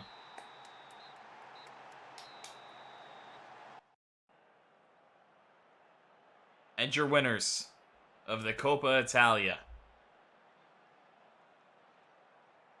Brescia. So we may not have gotten the big one, the Champions League, though we did get to the Final Four and put in a good performance against a very talented Bayern team, who are at worst case going to be the runners-up, right?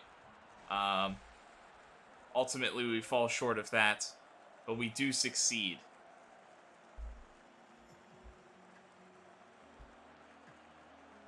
At bringing home both the major trophies in Italy.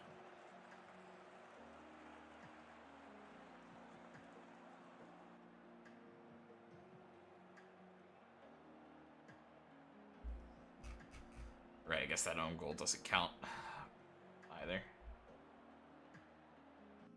Not the best day from everybody.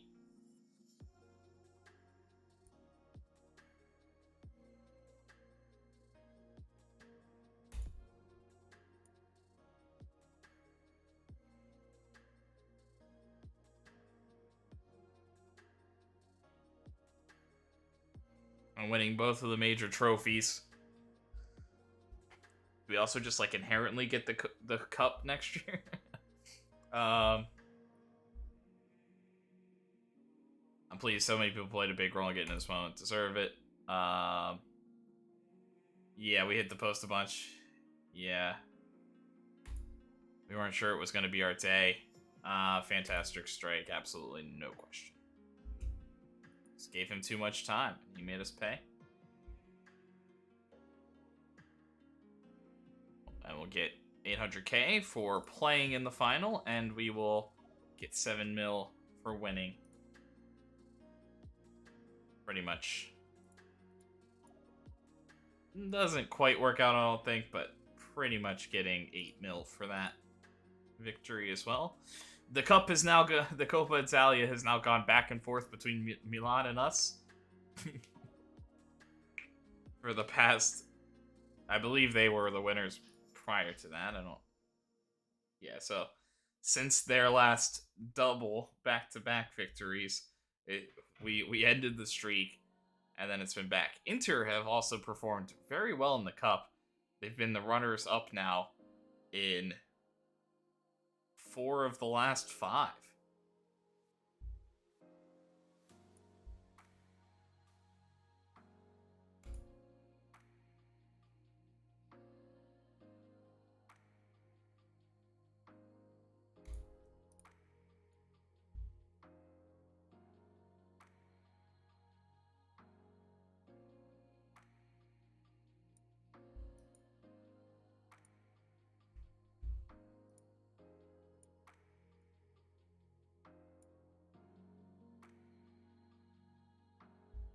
I mean, we're not in the rich anymore, but we are in secure financial status. So I don't quite know what Abdullah is concerned about there. Oh, I didn't actually, like, give the squad rest. Oopsies.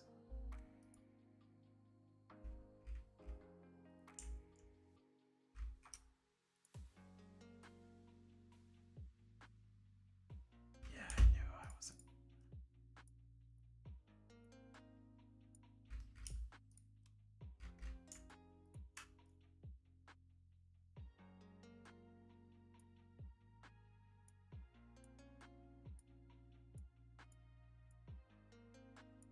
Not nearly gonna train as hard going into the Sassuolo match, but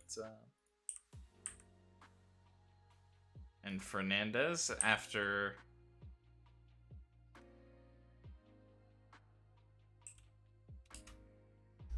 so because the club didn't win that, they don't increase their standing in the game, I guess. Not much they can do if they're not winning trophies.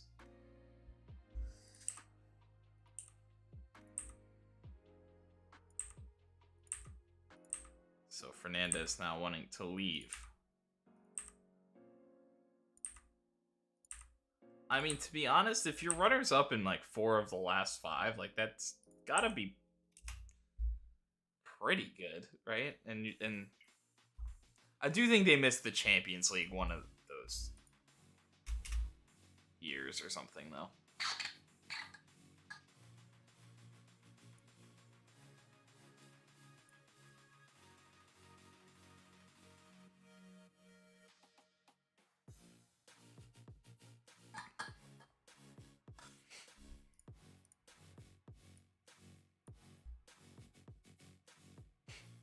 We do have a shot at 100 points.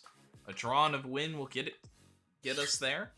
2 draws out of the final will give us a record in points haul, as we've broken the record. I don't think John. He might be back for the final game if we won it. We might just shut him down, you know, though.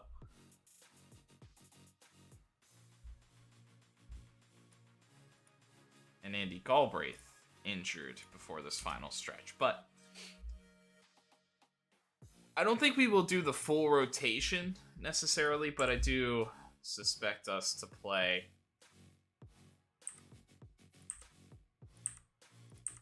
the backups.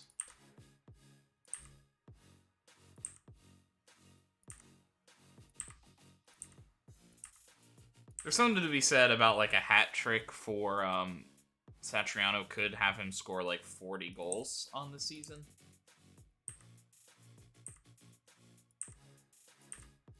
But I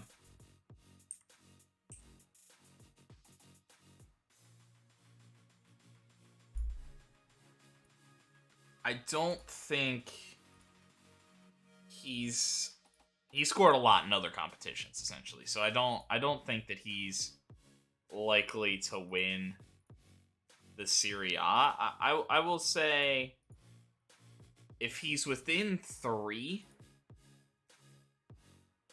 as long as he's within a hat trick, because he has scored like 5 in a game, but if he's within a hat trick, part for stats. He is 2 goals behind in less appearances.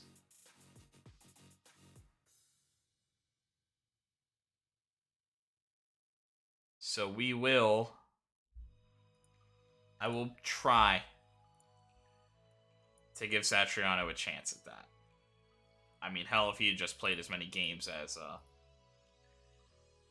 but we needed him in those other games. Like we said, he was a very key part of scoring goals and getting us the success in the other competitions like we had.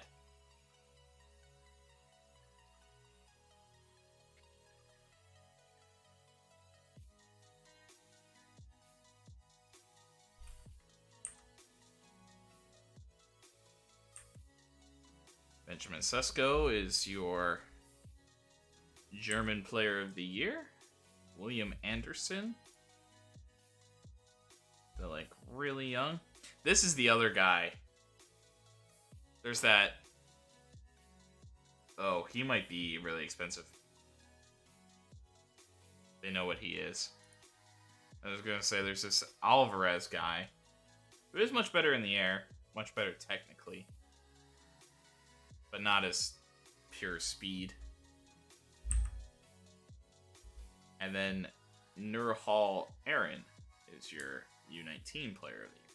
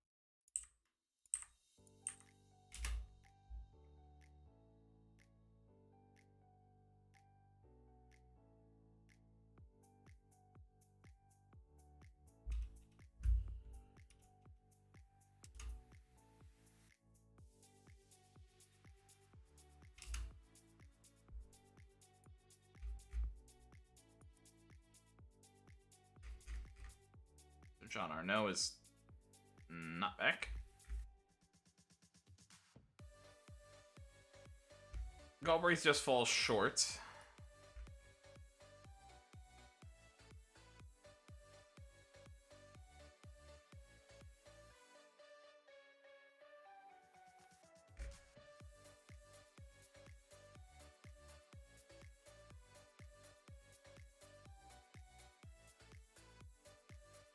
Well, we are going to the backup line.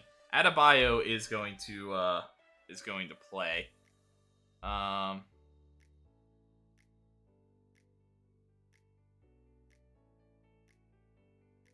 do want to give Nordberg games, and especially if Barcelo is going to be playing there. I feel like, did that like not take that rest for everybody?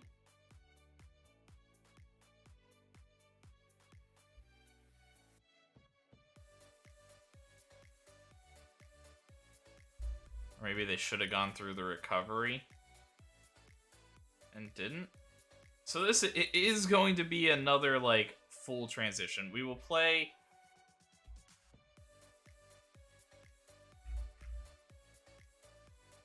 We'll play Stromberg, but I guess Satriano. This might even be a halftime substitution for Cabrera, or like Danny Olmo if I want to like try to save Cabrera or something weird.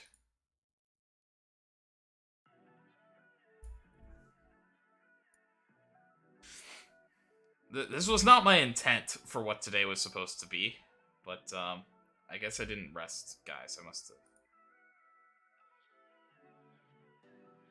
missed it. Uh-oh. Well, I may have another chance at that. I am going to let it sit for a second.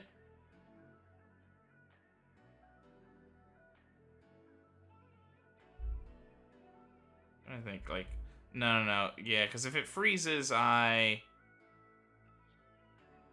had to do this today, didn't it? It's like I'm so close to the end. But at least with technical difficulties, we have like an hour left in stream, so it'll probably just time out kind of perfectly. Well, let me get that restarted.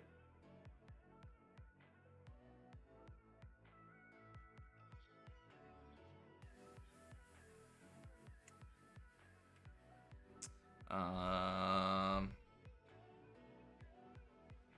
I'm streaming this on November 29th. So, United States, moving on in the World Cup. Very happy about that. Pretty good performances in general, I would say. Kind of as expected. You know, really wish we would have, held on to beat Wales, and then it probably wouldn't have been too much of a concern, though. I guess we would have been up against our direct competition in the final for Iran to beat us. It does go to show, though, I think, too, at the same time, we're against, like, how many goals collectively did England score? Like, 9 in 3 games, and the United States scored 2, I think. I mean, hey, you just need to win games, and every game is different. About how, Iran maybe had already kind of chalked up a loss to England or whatever.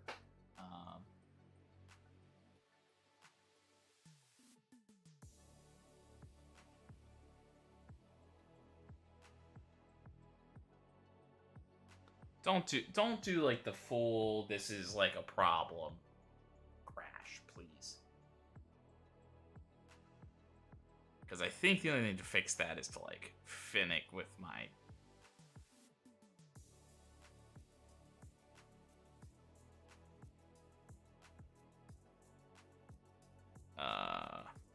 graphics card. Just like restart so I don't have to stop the stream and pull that out.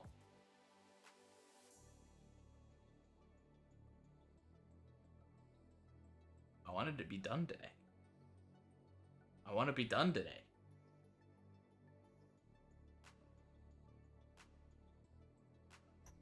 It's not restarting, in case anybody's wondering what's going on. Why does it do this to me?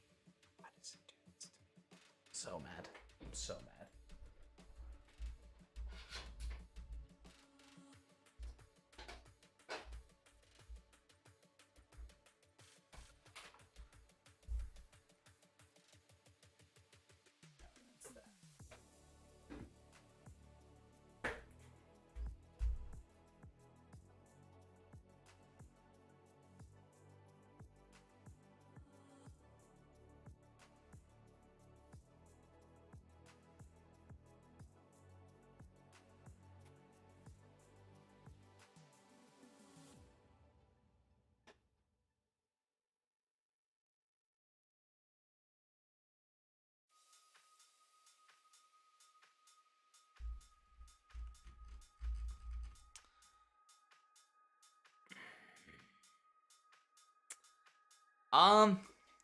Cool.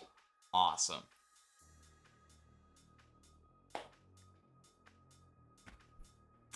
I'm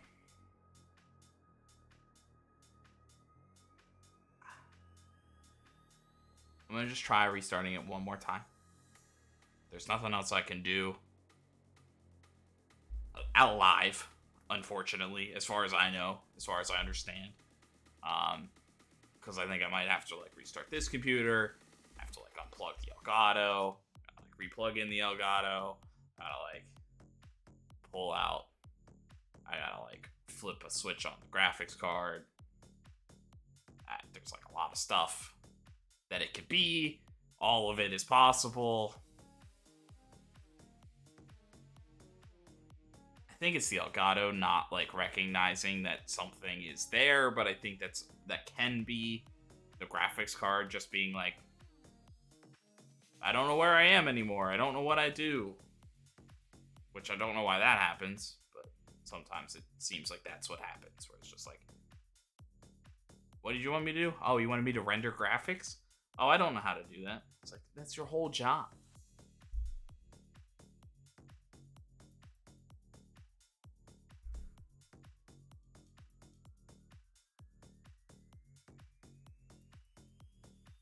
So, I'm gonna let it like roll around a little bit.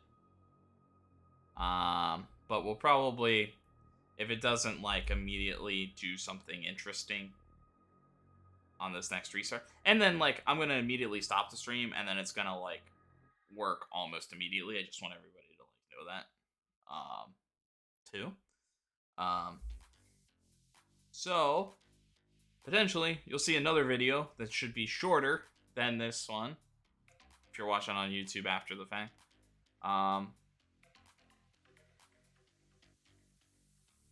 That is, you know, like an hour long, maybe half an hour long. Like, I literally have 2 games to go in the season. And then we're done. And then we're just done. But no. You decide you're not gonna work today. And it does this like once every like 3 months too, which I think is the even more frustrating part, because then it's just like it's like a random problem that like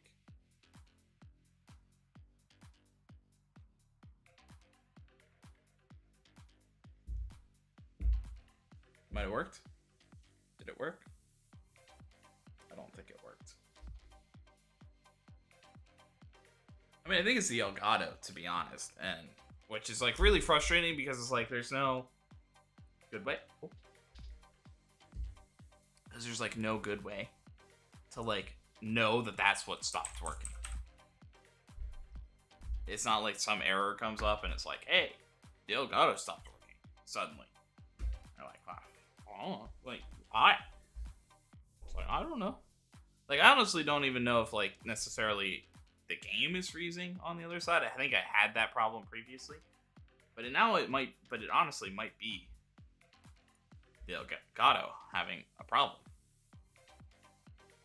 And it might just be like, forget what its job is suddenly. And it's like, maybe, I don't know, maybe next time that happens, maybe I'll just like unplug all the wires and like replug in the wires. And it still may cause problems and it may not like all read properly anyway.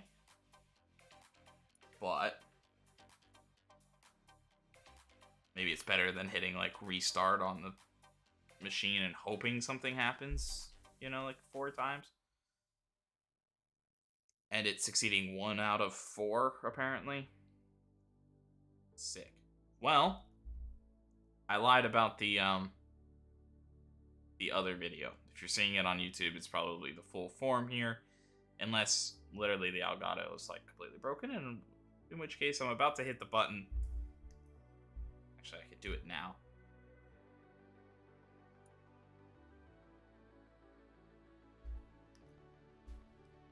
And it's visible.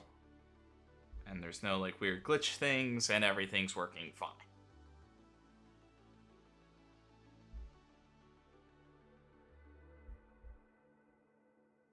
I don't know.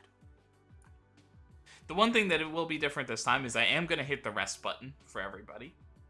I really thought I did. I must not have, because unless everybody's just that gassed after that game, which I guess is true because we played 2 games in 3 days or whatever.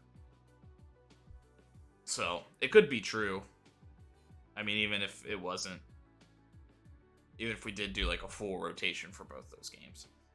So we do not have to replay the intergame, or should not have to replay the intergame.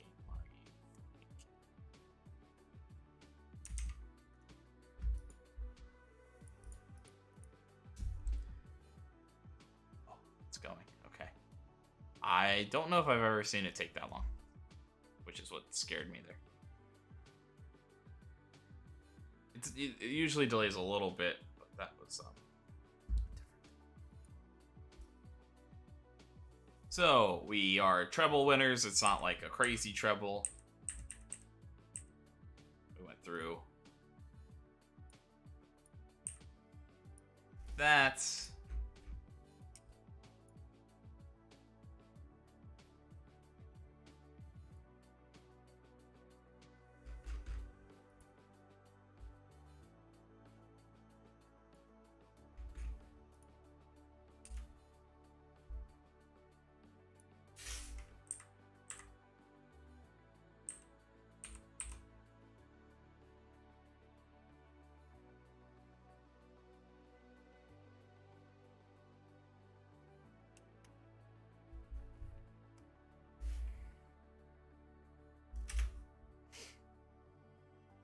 So that'll be the one change that I make. We will rest the team. Reward for that. We're not going to really train ahead of Sassuolo.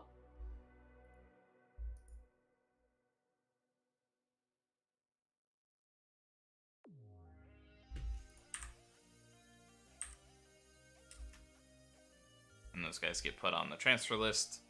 I mean, I think that's something that triggers. Fortunately, due to some, like, other factors.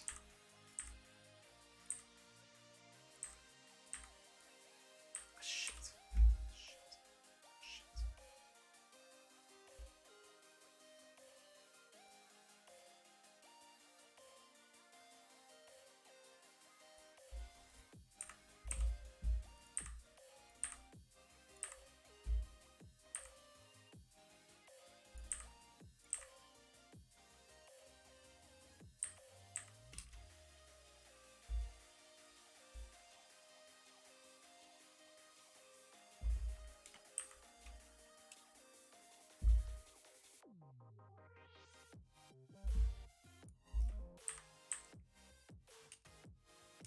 And I will save just ahead of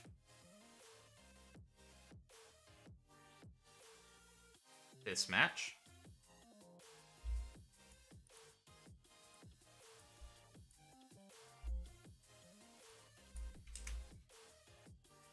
Since we had a problem last time, apparently, right before the match.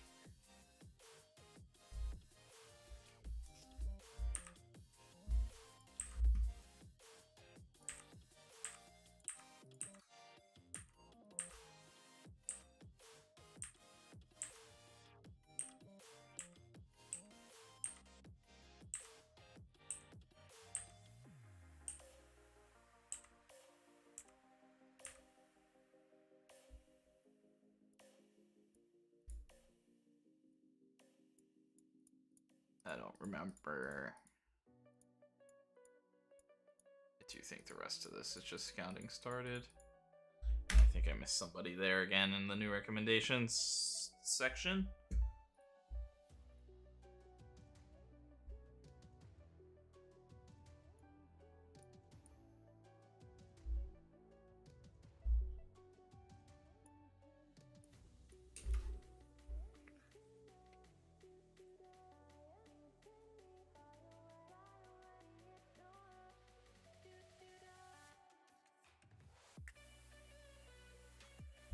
So we may have screwed up the kind of the final race here a little bit. I don't think that there were too many games ahead of us, but maybe a little bit.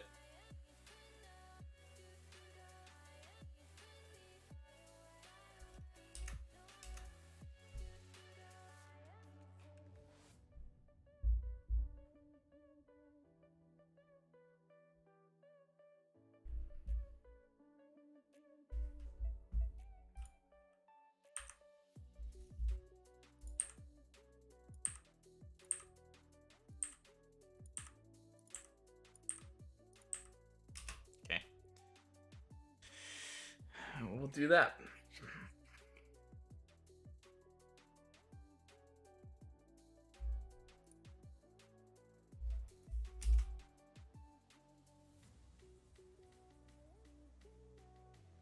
Fiorentino and Cagliari and Udinese win.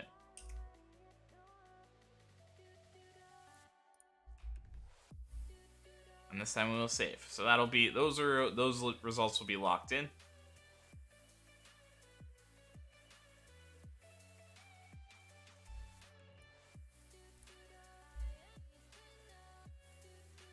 Well, it seems like it somewhat didn't matter. I mean, I think some people are maybe a little bit more. Oh, because Galbraith didn't get hurt this time, so he's actually like feeling okay. But it looks like it will be the full rotation regardless. I thought I maybe like saved myself from that, but I don't think I did.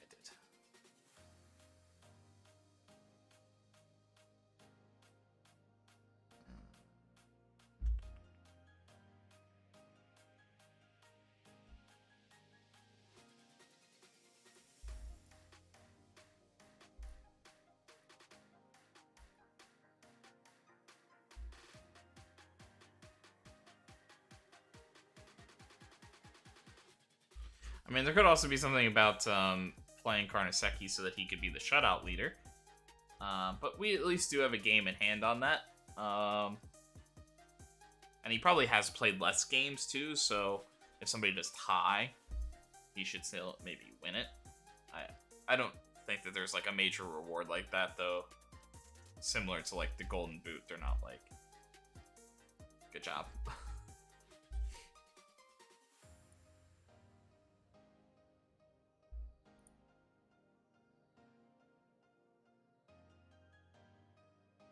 So,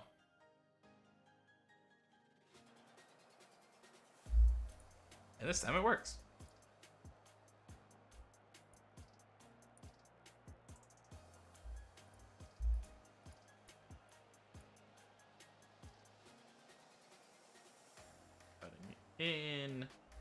Cutting in.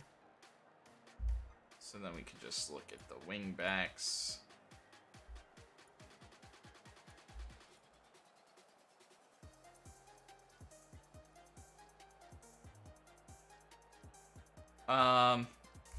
Yeah, obviously you need goals to win games. Impressive performance last time. We just have to keep carrying on the confidence. You know, well, we play the way we're capable. We should be doing just fine, even with the backups. A little bit, a pretty heavy rotation. It'll be a nice mixture, I think, for the final game. We may look to give some guys a sending off, guys that we think maybe won't be here necessarily next year too. That'll be kind of the goal of the final game. With maybe some like youth prospects, though I don't even think we would necessarily even slip into Villanova's really our only like youth prospect, and but more so I don't really care about him, and he was up more out of desperation than necessity. And he got a couple of games in that desperation.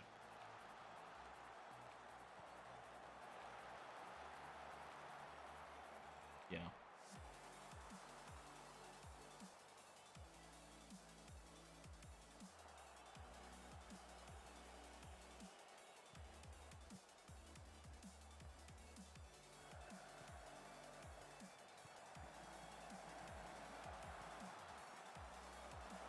Mino with a long-range shot, but will be easily held ultimately. Now, Sassuolo, Mino. Valeda will look to chip it out to Birkenbaum, but he's got to go first time. Satriano can't win the header, but he tried. Cesarano will head it in. Mino and Birkenbaum kind of playing it back and forth, looking to add width. Valeda will flip it to the other side, though, for Nordberg. He strides forward, will cut it back to Valeda, who takes a good shot, but it's blocked in front and out for a corner kick.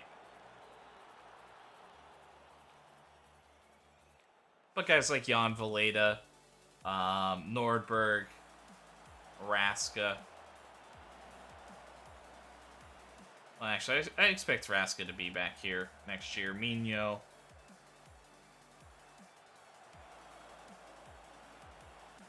Orestes.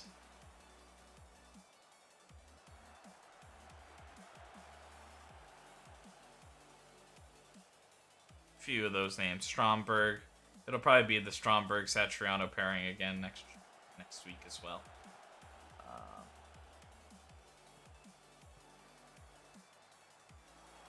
And it's working here. It's Stromberg. As long as he was onside.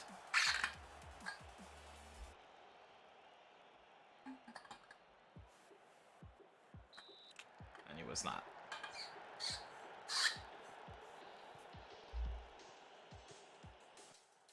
Just a little too early.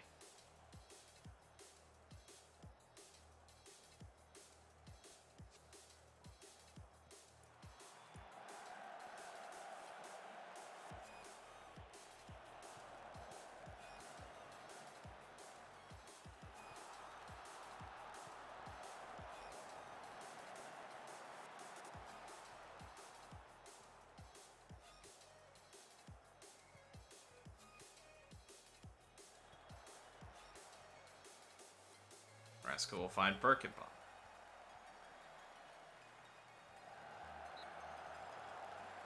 And Reichelman makes a good save.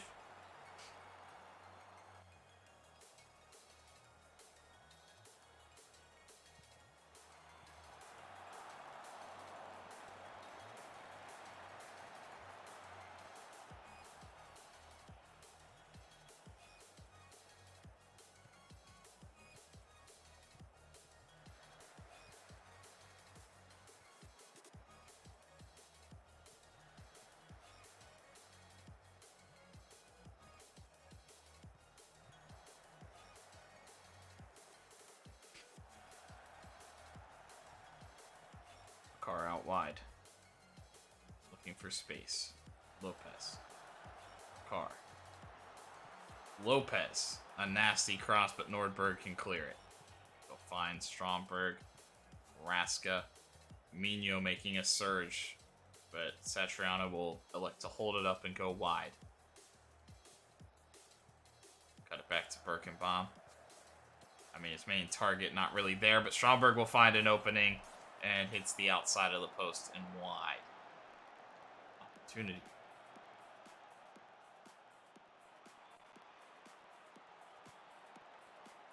Mino over the top. Not the greatest attempt on goal there.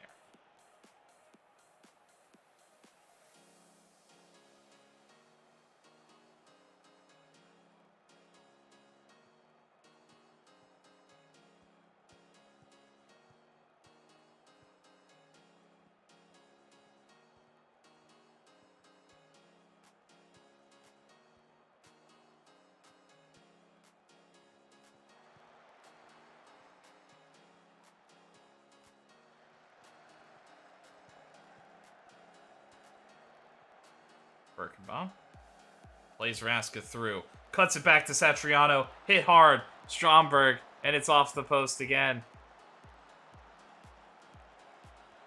Excellently worked from Brescia, should have been a goal. Stromberg offside there.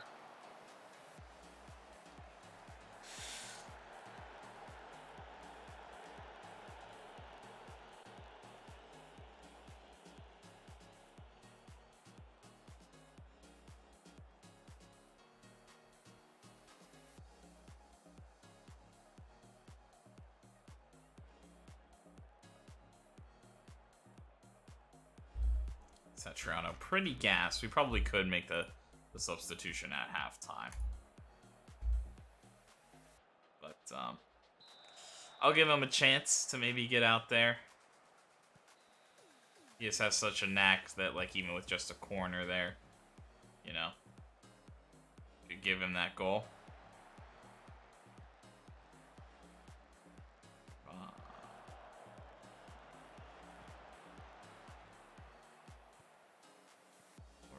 Cuts back.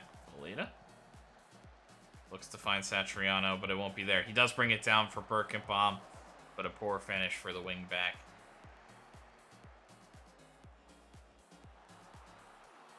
And then he, a little wild there. Reichelman able to bring it in.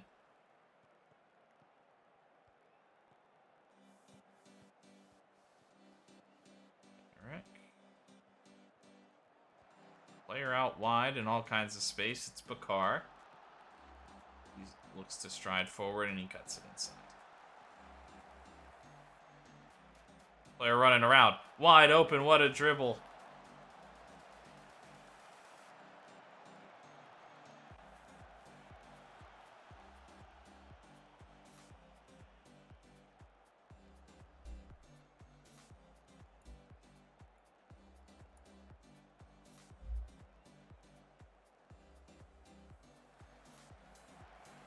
Bomb into Satriano.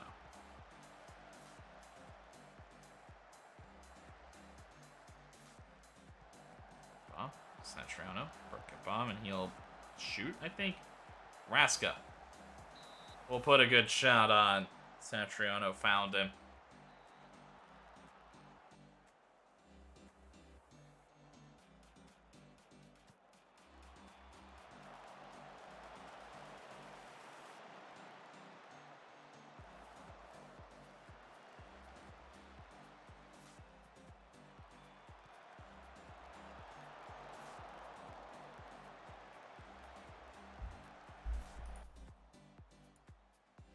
So, at this point, I think Barcelo's going to flip out. We'll bring on a Dulev in the middle. And then we're going to bring in Maximiliano Cabrera for Satriano. And Orestes is kind of having a tough day, but I'll leave him for now.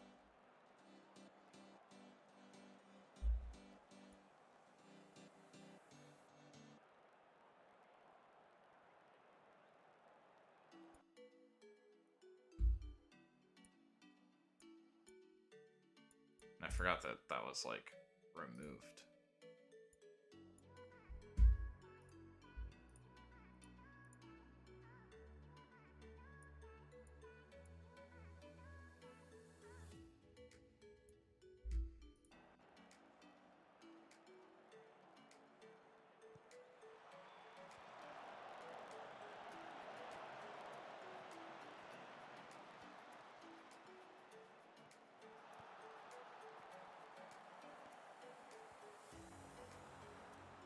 Solo from range, but he can't keep it down.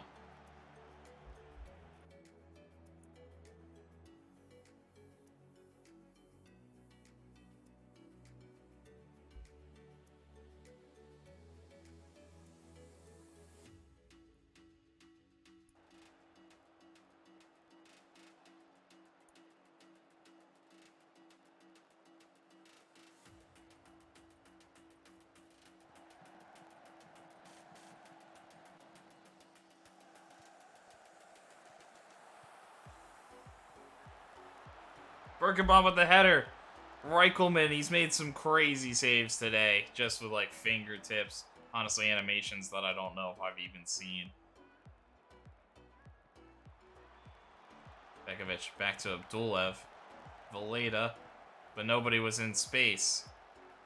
Wasn't the smartest decision. Raska looking for Pekovic. Doesn't find him. Raska. Mino. Full backup's not getting the job done today. Cabrera looks to turn, but it's blocked. Man, right in front of him.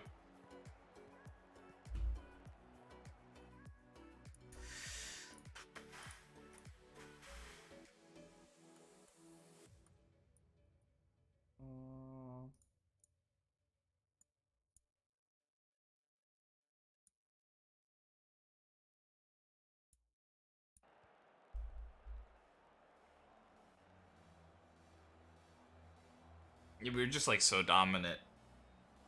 So I probably should have been tweaking this a little earlier.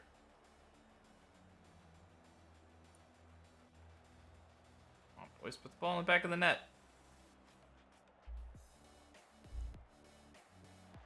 One final moment, but it'll be cleared. And nicely played by Sassuolo. A disappointing draw for Brescia. They were the better squad. Mino. And it's all over. Pressure, but they just couldn't put the ball in the back of the net outside of the disallowed goal.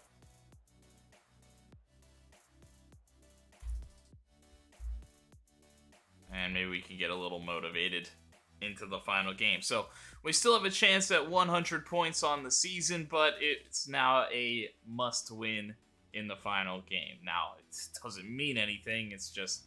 And actually, I think with that, we have now tied our record points haul, so as long as we get points in the final game... yeah, I mean, I think Michael just had a good... Played very well. Oh no, I guess I lied. So we cannot get 100 points. I thought we could. I must have done the math. We needed 5. Did the math wrong. So we pay for the Nordberg deal. Yes, I understand.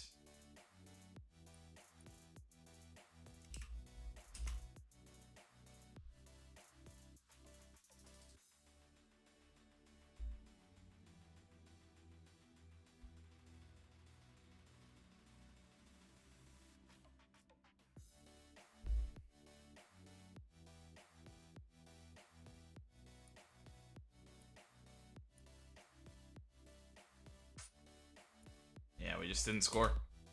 Did everything else, just didn't score. Yeah, I guess I'll just go though.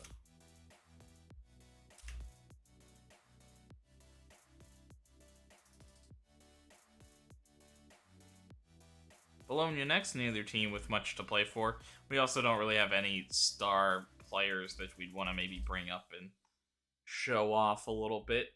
Reina is out on loan, you know. He'd probably be the one guy.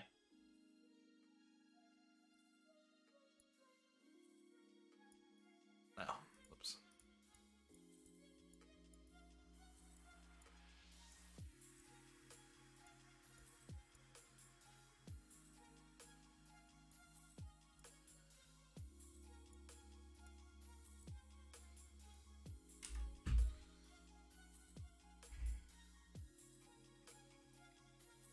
I might be able to sign 2 non-EU guys. I don't know where we're at on that, to be honest. And I mean, I am also looking to move on for Orestes. I just think Orestes is not actively searching to leave, if that makes sense. So Roma still have a chance, but Napoli and Fiorentina hold a lot of... They can get draws. Roma must win in the final week to give themselves a chance, but they do if Napoli and Fiorentina mess up.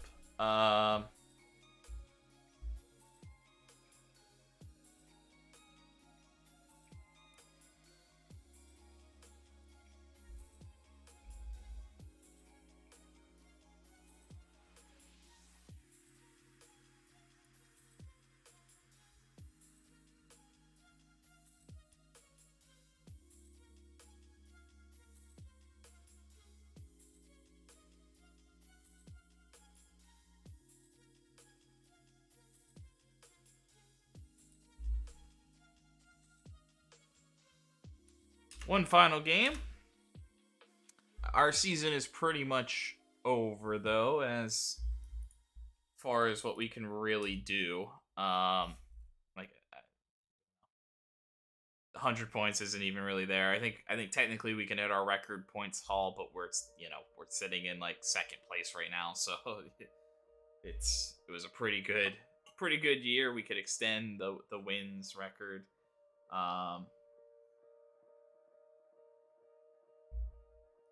Back-to-back, pretty fantastic years.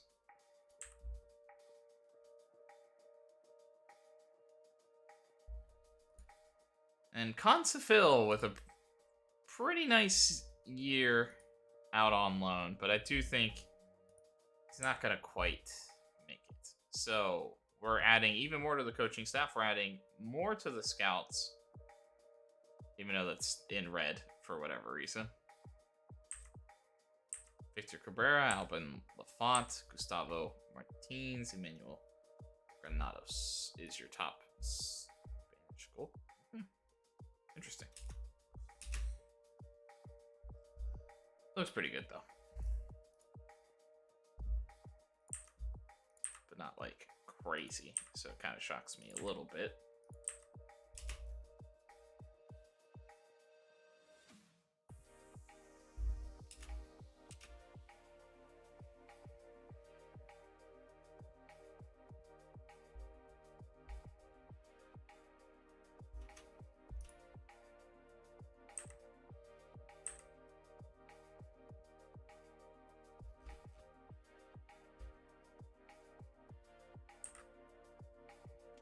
Jean Arnaud has completed his rehabilitation phase, but I think we're going to probably shut him down. I'm not opposed to a new contract with Madou if it helps him stay. But he's locked down for 3 years, so even if he kind of is mad, we can ride that out a little bit.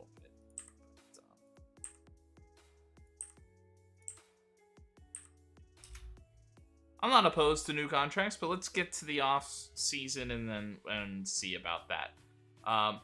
We will, with that delay that we had, we probably won't talk too much about like the future of what I see for Brescia.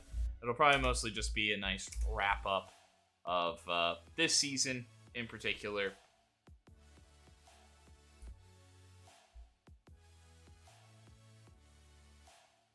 Shut him down. No practice. Ugh. It's like his first practice back and somebody like steps on his ankle. Are you kidding me?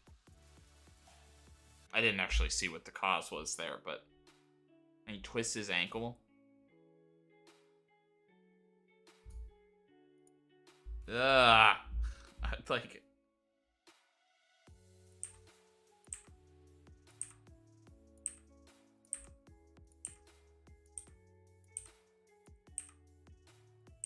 I don't even think he's injury prone. I don't think he's injury prone. I don't think he has recurring injury. Just like literally like the worst luck of all time there. Just from being, and honestly, like he had like recovered a little bit too. So it's like it's not even like he was that out of shape, So we might have already seen Orestes' final game. What are we doing? Like, was the training really that crazy? I didn't think it was that crazy. Like, I know I added a bunch of stuff, but like...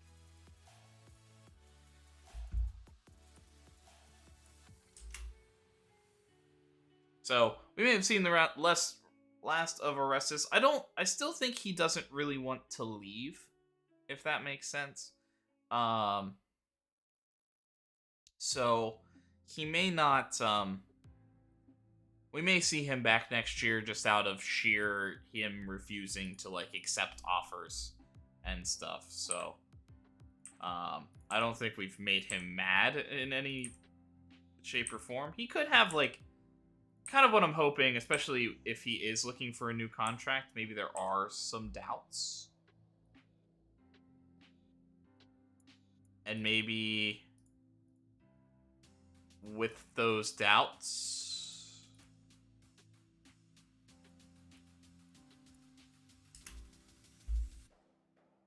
you know, he could leave.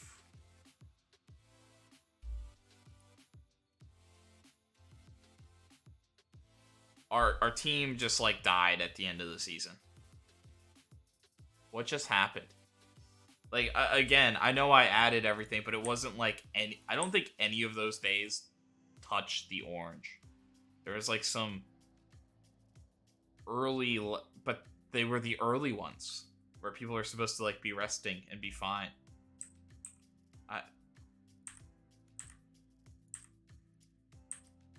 I mean, I'm glad that there's only like one game that like literally is only for like bragging rights at most, because I think otherwise I'd be insanely mad. Like if this was an important match coming up, I'd like have to be mad.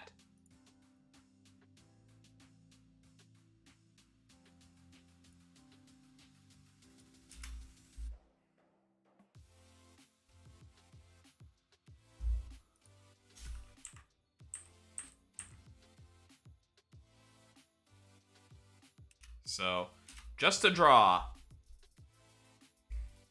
Even just a draw gets us the record points haul. If we can get a win, we touched, but didn't quite get there. Yeah, so Caprini, I mean, he doesn't look like awful.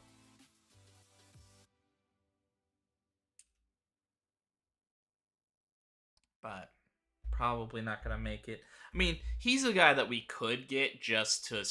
We could sign to a professional contract just to sell him.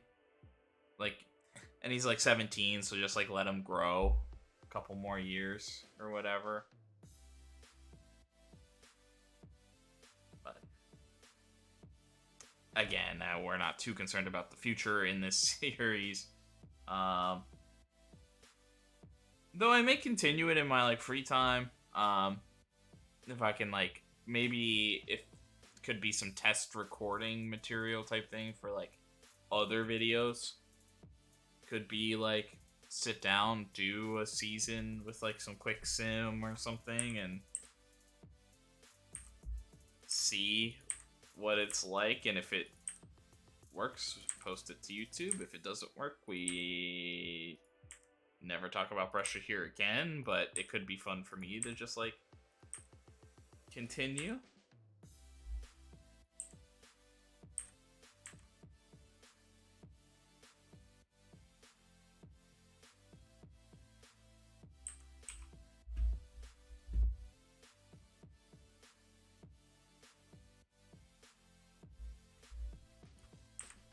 Interesting. Anzalini, the best under 17 defender.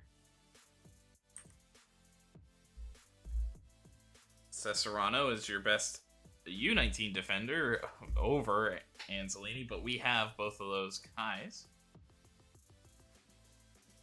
Almost just out on loan. And we get a under 20s goalkeeping coach signed now. Interesting.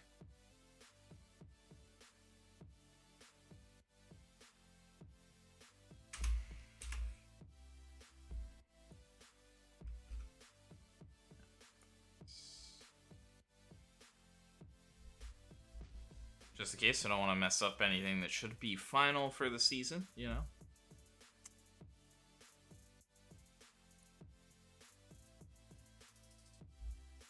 So Orestes is injured. Oscar Cueva's injured. Adebayo will get another start.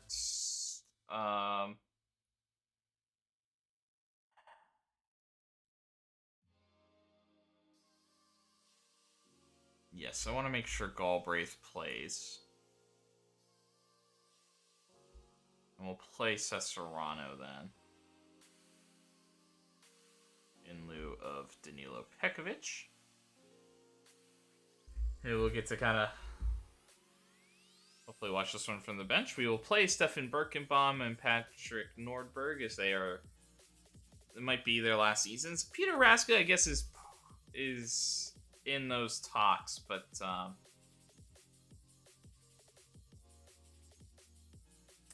although I am, as much as I wanted to do that, I am kind of wondering about a yellow card as to not restrict my selection at the beginning of next season. I don't know if it carries over, but I kind of assume it does. So we'll play Peter Raska over Madu. Jan Valeda is also probably his final session. Mino, probably his final session. And then it's also potentially Stromberg's final. And we're trying to get some goals for Satriano. So this one, actually a lot more similar to that last one than we thought it was going to be, but a little bit better defensive setup going on.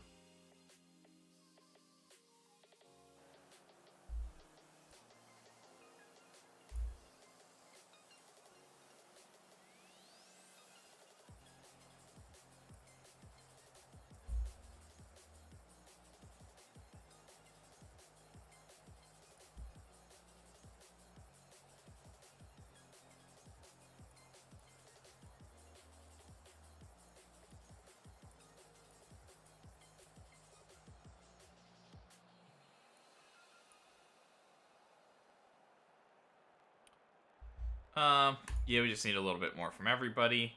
It's been a great season. Last game was perfect opportunity to kind of relax, enjoy.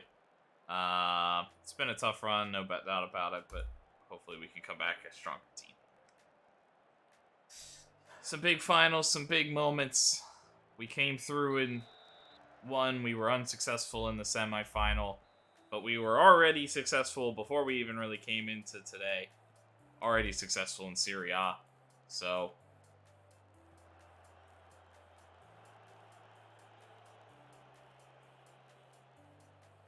we are looking like the best club in Italy. We've got the hardware to prove it this year. But we will continue on our transition elsewhere. Stromberg was waiting for Mino to release him. Never really did pander out to grab it. You know, it could also be Karnaseki's final moments in a Brescia uniform, but I just don't think... I think it's too many pieces. And I don't see, like... Unless a sugar daddy... you know... conglomerate or something comes in and it's like, here's $150 million to spend. I just don't see us having that opportunity to like really go nuts. Because I mean that would give me everybody I ever wanted probably, or would ever want. But no, I mean that would be everybody on my radar for like 150 mil pretty easily. And then we would still be able to make player sales and do more from that. But, so unless something like that happens in the offseason, which I don't think is going to happen anytime soon.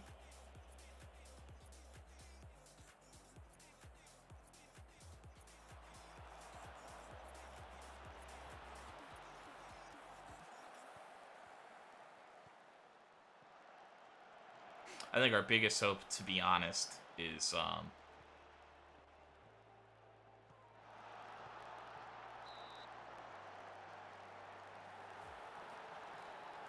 I mean, I think with player sales it'll be okay. But yeah, I think Marco Carnesecchi is just too good. I mean, we could make that move for like Andrew North, and he's not like break the bank expensive. I think we could probably get him for like 30. So like, I think if all the player sales go through at like a good price, we could maybe look at that. I do think Carnesecchi cost us was part. I mean, I don't know. I don't know if I should take the blame on that for saying play out defense, and then they are obviously pressing high, but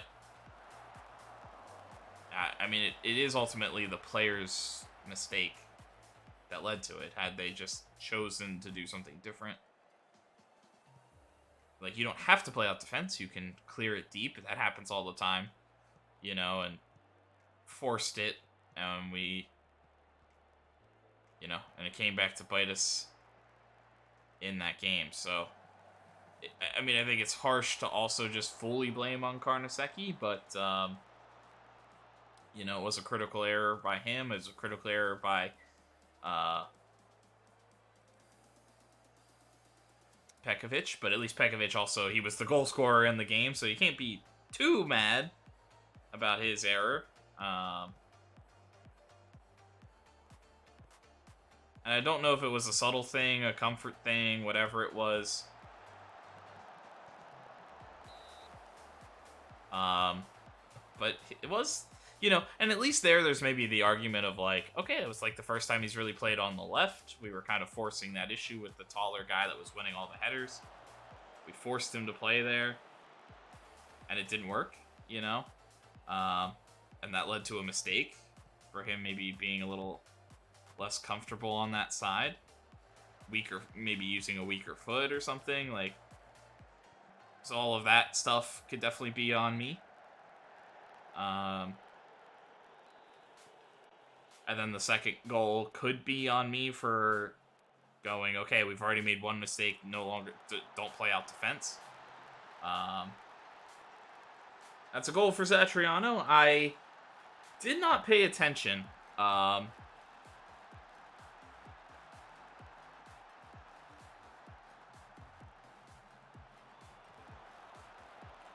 many... I think he needs a hat trick here. And Mapondo probably can't score in the other games. I didn't pay attention if Mapondo scored.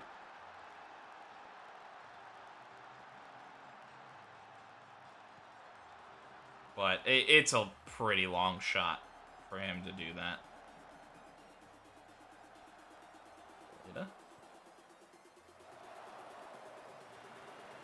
And Nordberg dinged up again. It's just he can't stay healthy. And I hope Jean Arnaud is not falling into some weird, like, oh, he's becoming, like, I don't know if they have a weird chance to become injury prone or something. And now he has become that. I hope not.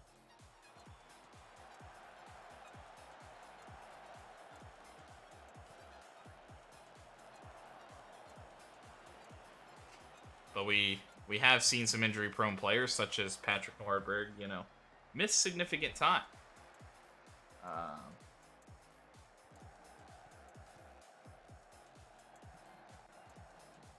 Due to injuries and, have problems. Have super long injuries, and, it's been frustrating for some of those guys.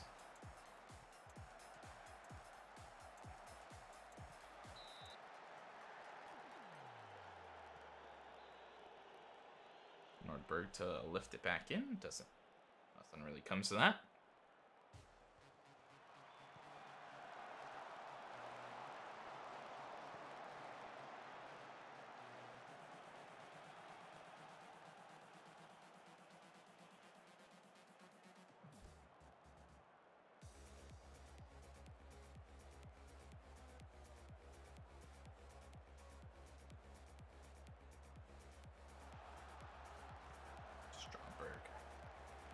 Oh, and what a finish from Vegard Stromberg.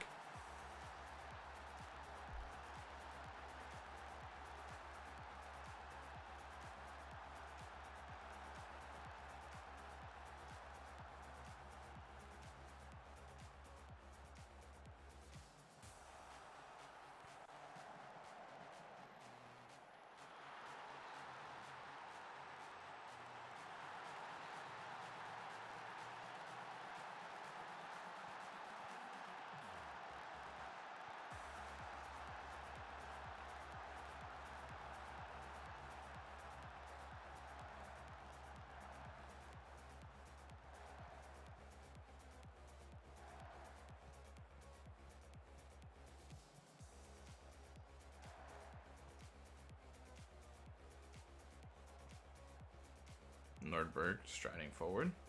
Aleda.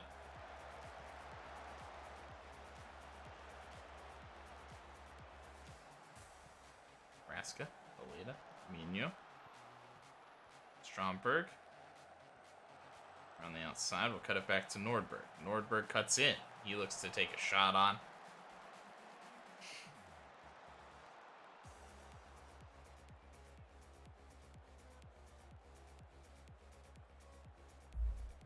And actually, before we go to halftime, let me just check.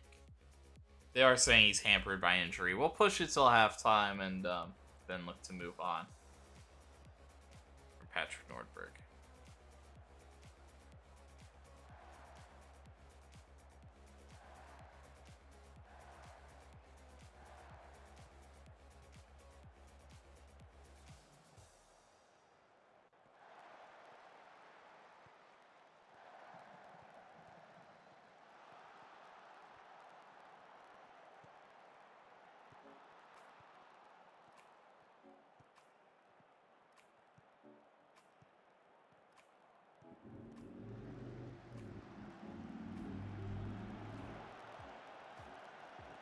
Ascioli. Going even wider.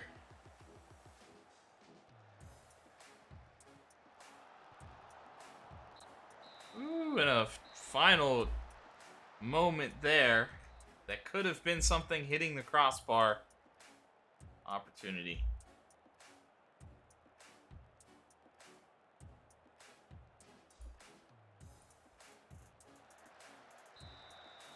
Oh, and I didn't sub Nordberg, even though I said that right before, literally right before halftime. We'll go Villanova, so we will give some time to the youngster.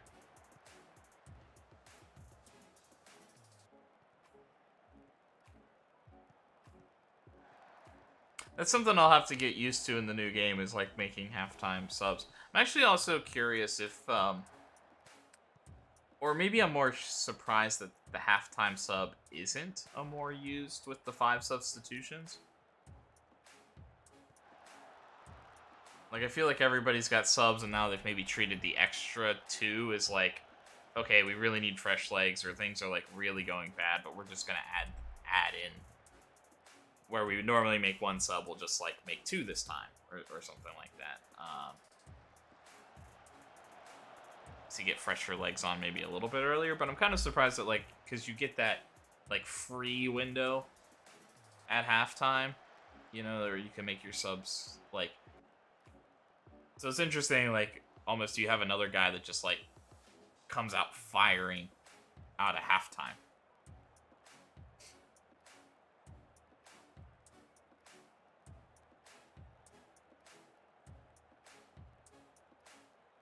Change shape, make a correction inherently.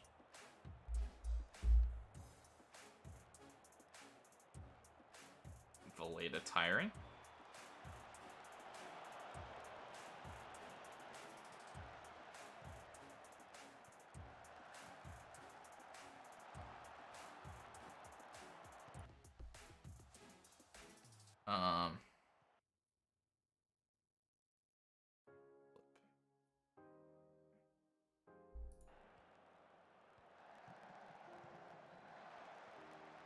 Raska into the deep lying playmaker, and then we'll bring in Madu into the box-to-box role.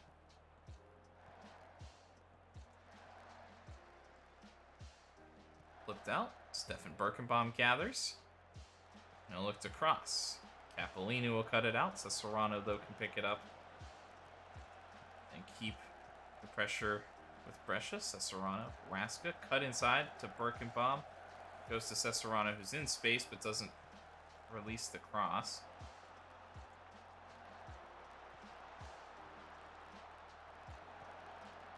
Cut back, some headers back and forth across the box, and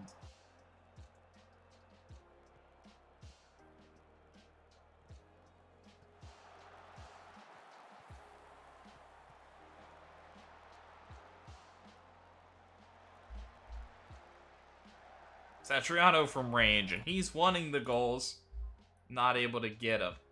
And I think we'll just simply bring in Danny Olmo.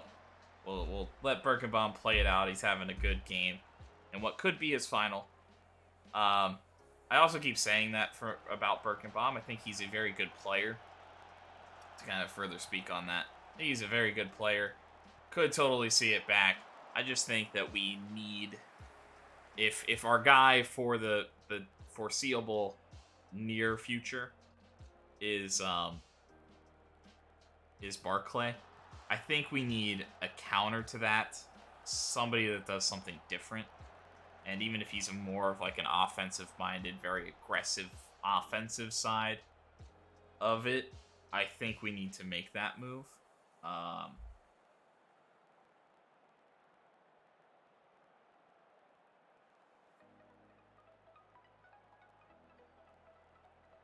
In a way, if that makes sense.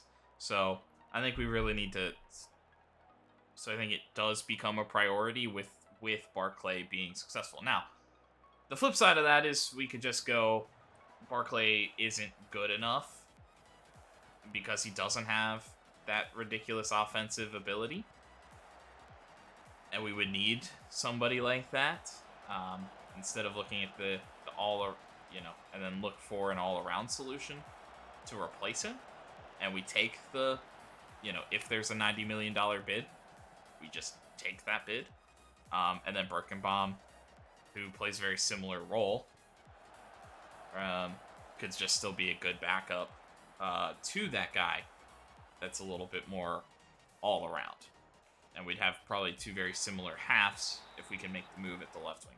But I don't know that I'm actively searching for the right wing back, but it is, I think, there's a couple of young wingers that are more advanced players that could be. Now, we tried the Patrick Nordberg thing, and that didn't work.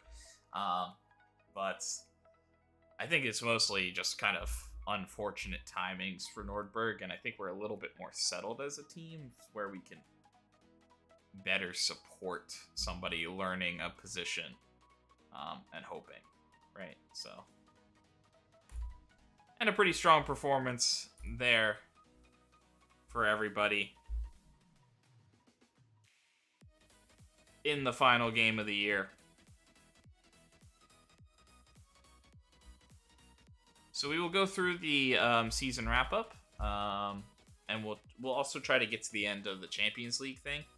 And then I'll do a brief talk, but I'll try to keep it brief just about some players moving forward. But again, I think this is... maybe not. Yeah, if everybody's happy, it's a lot easier. I don't think that was really... a lot of success. We break our records. 99 points. We fall just short. One more draw over a loss somewhere. One more win over a draw.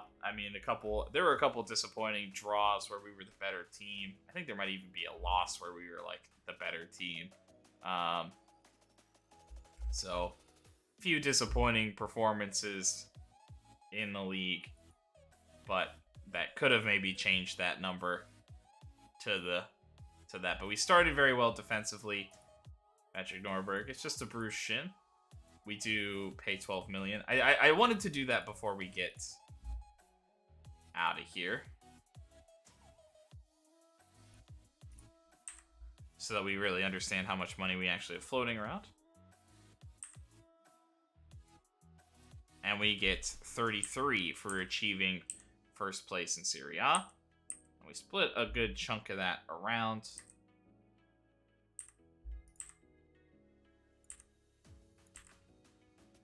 The coaching staff.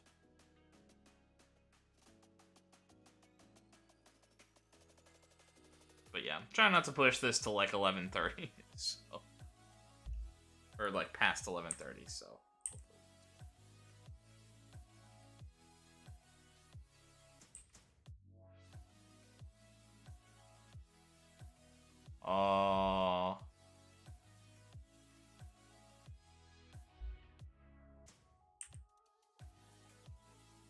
So Dani Olmo left out of the Spanish squad after this year? After this year that he just put up? It's what? He had in all competitions had 9 goals and 17 assists, and you leave him out of your squad? Are you a psychopath?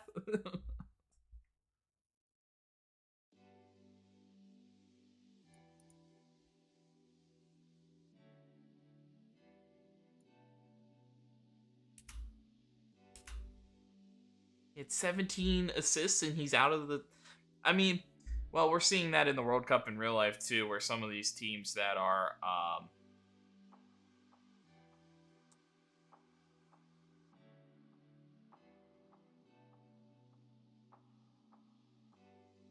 some of these teams are legend. I assume that means I've achieved legend status for the club. Which, actually, that's probably a brilliant way to finish the season, and a reason to have done one more year. But we win the treble this year. It's not the big one because it doesn't include the Champions League, so we don't repeat there. But we have a ton of success in Italy. Dani Olmo, obviously incredible. We signed him on a free and was maybe one of our best players all season long. I think you have to be pretty happy about Anthony Cesarano coming in as well. He looks pretty solid. Jean Arnaud, I don't think is quite fully clicking, and we spent a lot of money on him, so I could see a little bit of frustrating with that. But I think he is, I think he is going to be incredible. Just unfortunate injury for him. Noel Mino is actually, an extremely valuable. We got him on it wasn't a free loan, but we got him on a cheap. We paid for him more last season than this season, and I don't know that he was necessarily better this season, but he did have 6 goals, 5 assists, 11 goal involvements. We didn't ask him to play a ton of games, and it kind of worked. And we got yelled at a couple of times, but he stuck around. And Matthias Vigna was more of a desperation signing here with some long-term injuries on the left side, and us wanting to move on from Malacia while we kind of had a chance. So we kind of flip Malacia for that. Transfers out.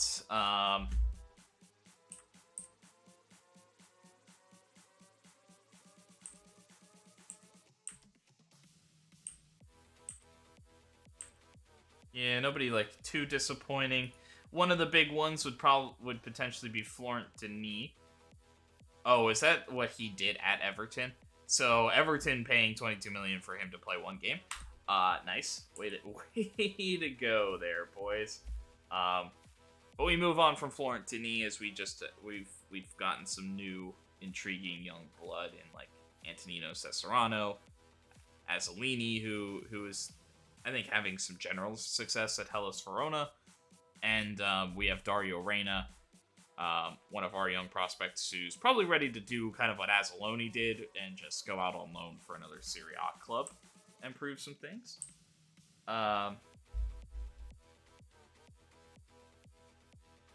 Yeah, Grecci and Cardella, wish we could have gotten more for him. We also moved on from Rafik Nordbo in that similar situation. Just too much there. I think he did play pretty well for Fiorentina, but he's not tall enough. 12 jumping range isn't terrible, but that's really kind of wing, fullback, defensive midfielder stuff, and it's just positions we don't really use for him. Malacia, yes, they're disappointed because, we took but we make a profit on Nordbo, we make a profit on Miranda, and so it allows you to take a loss on a guy like Malacia,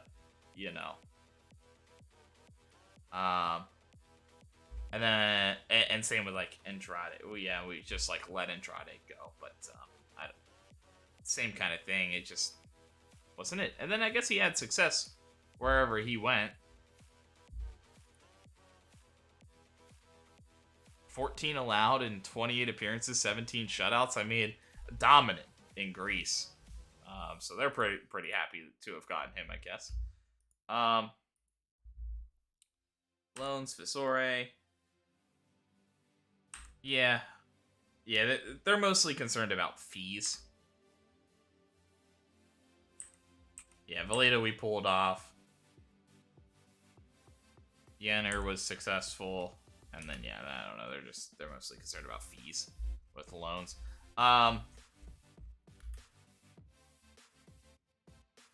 As you can see, a ton of success. You do see, as the season rolled on, a couple of losses started to build. We really started the season hot and then kind of slowed down after the winter break.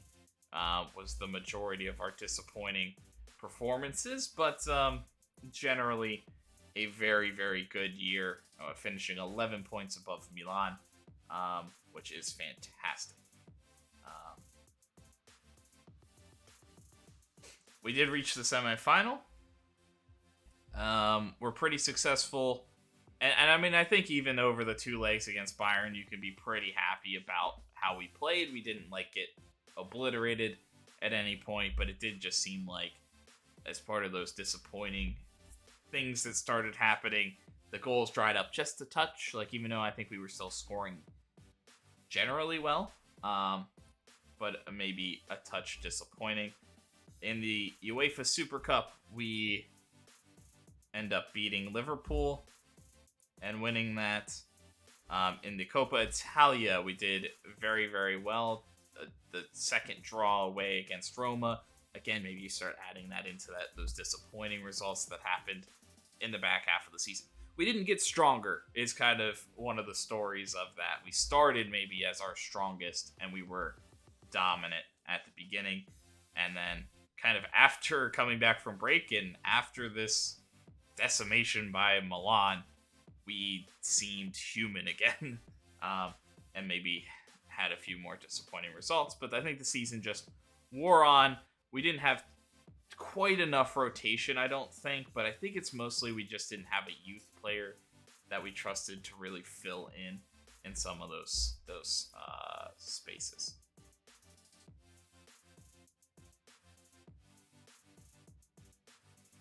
Dominant win over Sassuolo. So you talk about those post games. We also, won 6-0. We beat Venice 5-0. Both are also after that. That 3-goal game from Oscar Cueva, including his goal of the season.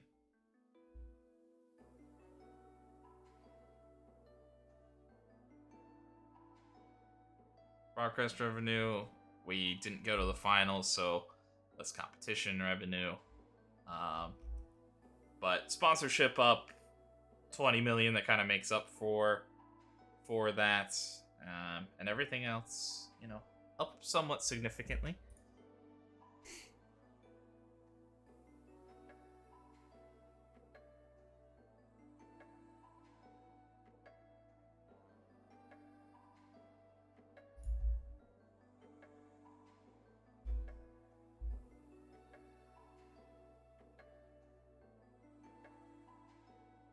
Fans player of the season was Martin Satriano. The young player was Anthony Madu. Danny Olmo, your signing of the season. Oscar Cueva, your goal of the season. The top goal scorer is Satriano. Madu had 21 assists.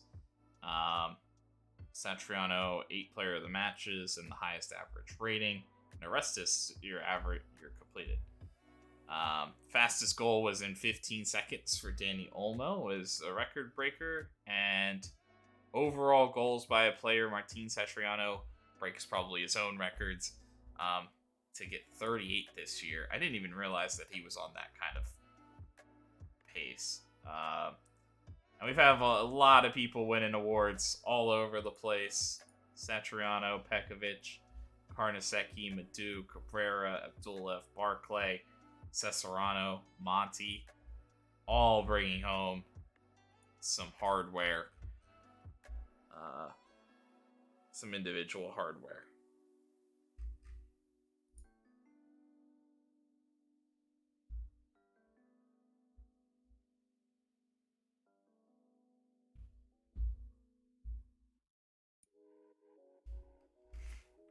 And record low number of draws.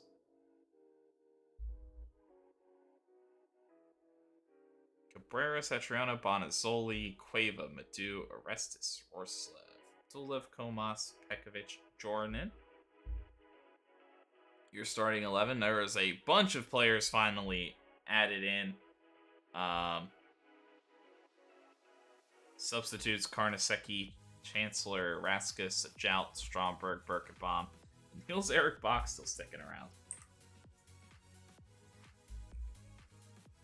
after his one glorious season.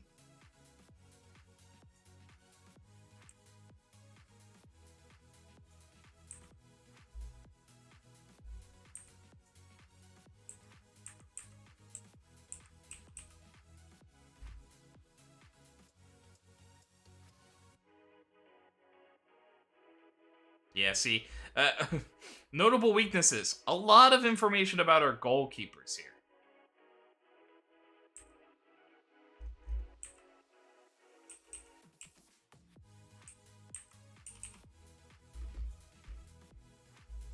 Club vision, I mean, I'm pretty okay.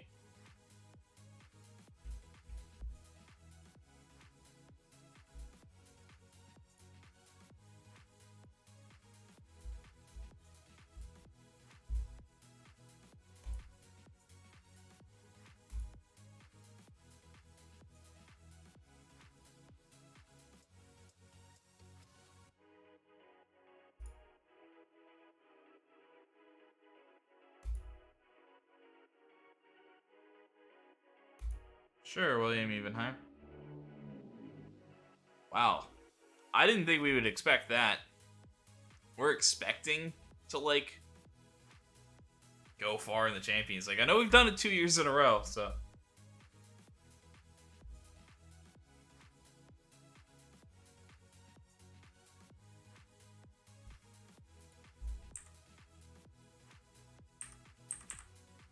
Training camp, destination. We're, like, always around Italy. Sure. Just like a different part. Monty. Gutierrez. Satriano is your Italian Serie A Player of the Year. In 26 appearances, he had 27 goal involvements.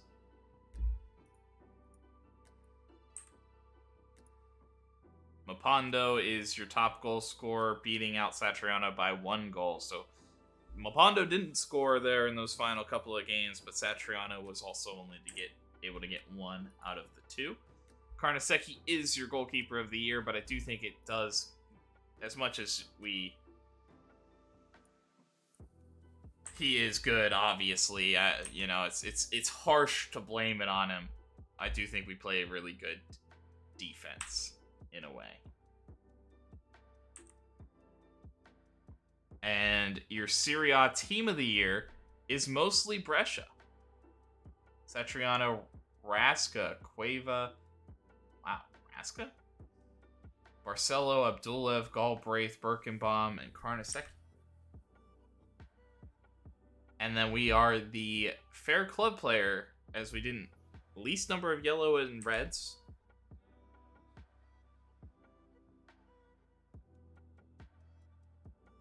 Best club of the year.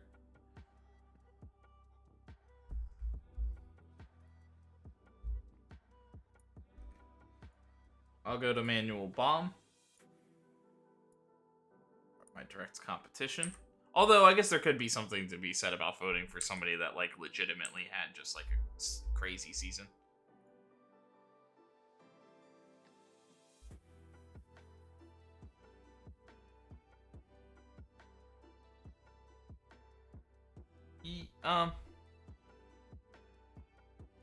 Yeah, I think we'll hold off on that right now. We'll hold off on that right now.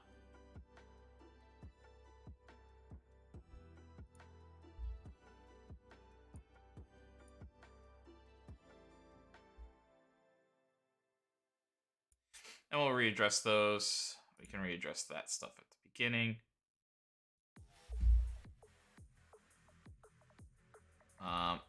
Yeah, I'm not.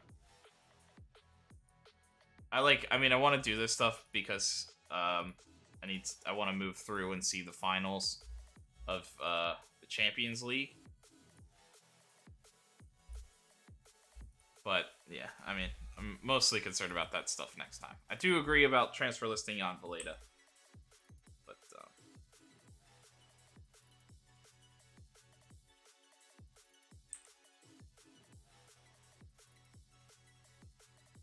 you're telling that the club's affiliates no longer ranks where they once did in the world.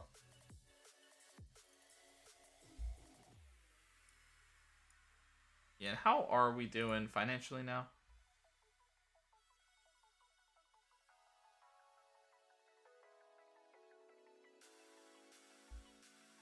Wow, but we expended a lot. Interesting.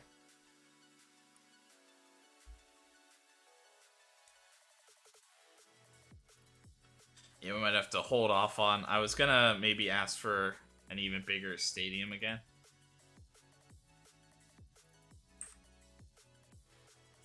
So the Coppa America. Great.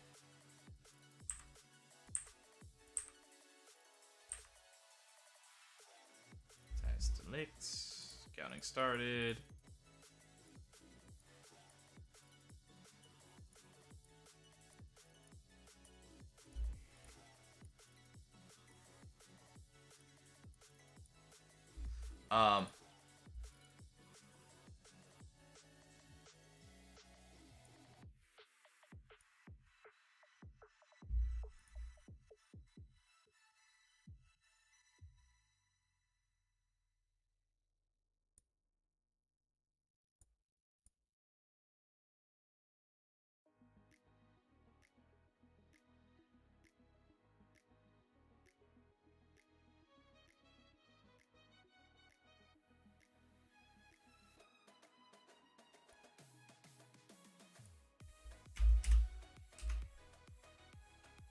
also put in a request.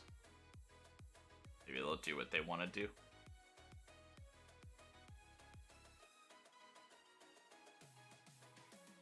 I guess like most of our winnings like actually just got dispersed among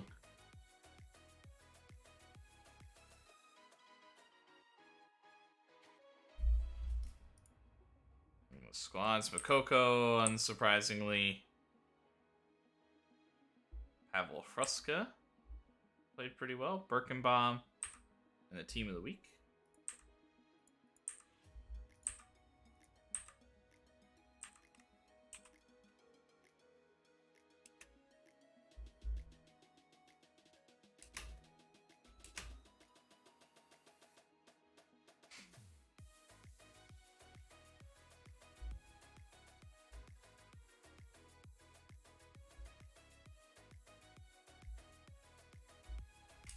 But I also don't want to make like extra requests right now because we may get into the problem like I had last year, or a couple years ago, where I couldn't re-sign some of my staff because they were looking for too high of a contract. So might just wait to see if some of that happens again.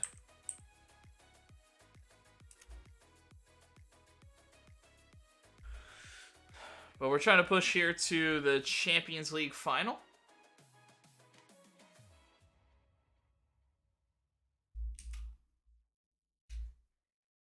And I can't help myself. I do kind of feel like I might revisit. Maybe even if it's just personally. Because they're coming out of nowhere. So.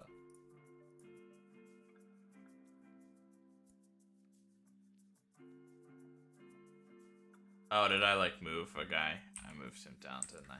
That's fine. I don't think that matters over the... Probably get yelled at like every week though, I guess.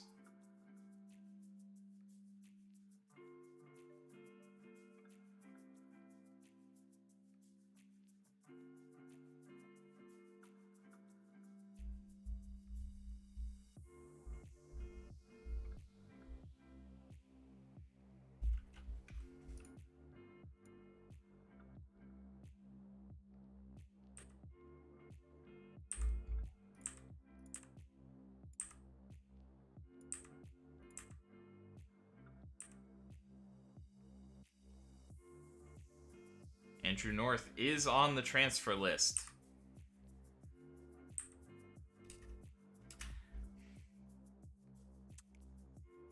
It might be the year.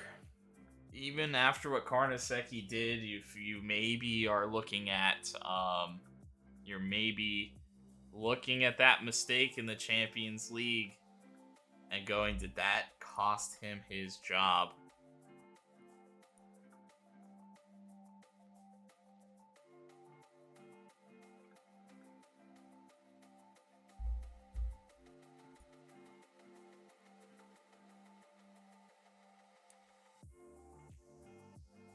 Why are all the Tottenham guys winning, like, Euro Cup Player of the Season?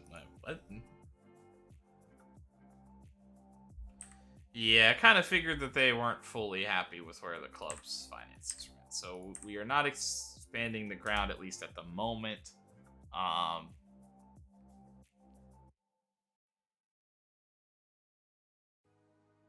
They will, like, tell me when the Champions League final is, right? Like after it's done, like it not necessarily now, but maybe. Hope so. Fingers crossed. Usually on a Sunday, right? So it's probably the 30th here.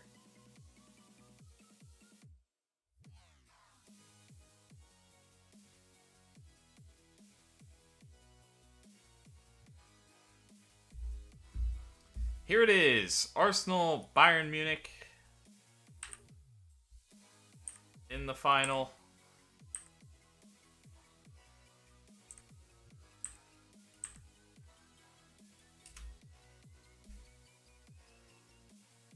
And it will be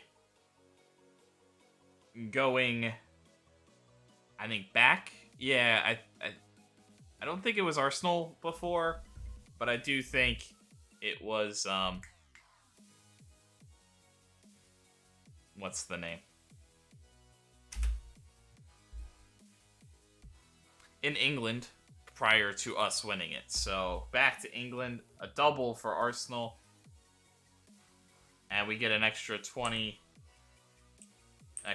million?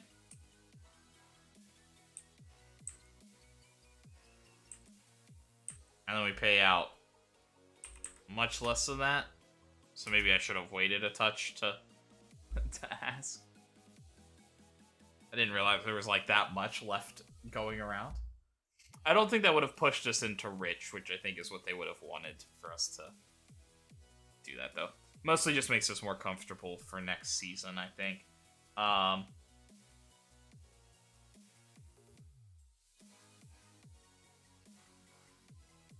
Yeah, our overall balance now like 42 million. Yeah, we're still noted as like secure.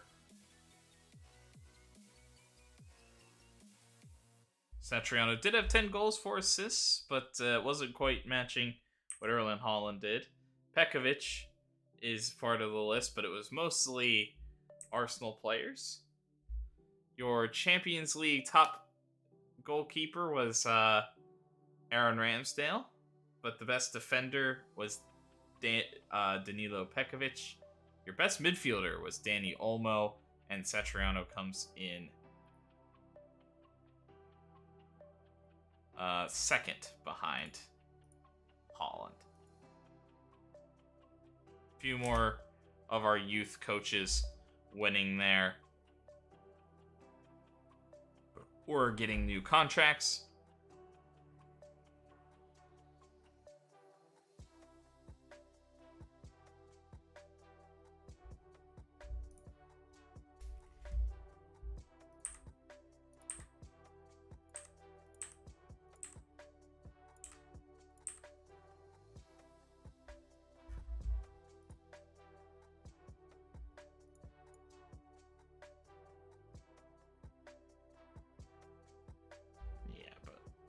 I don't think we're getting him from Atalanta.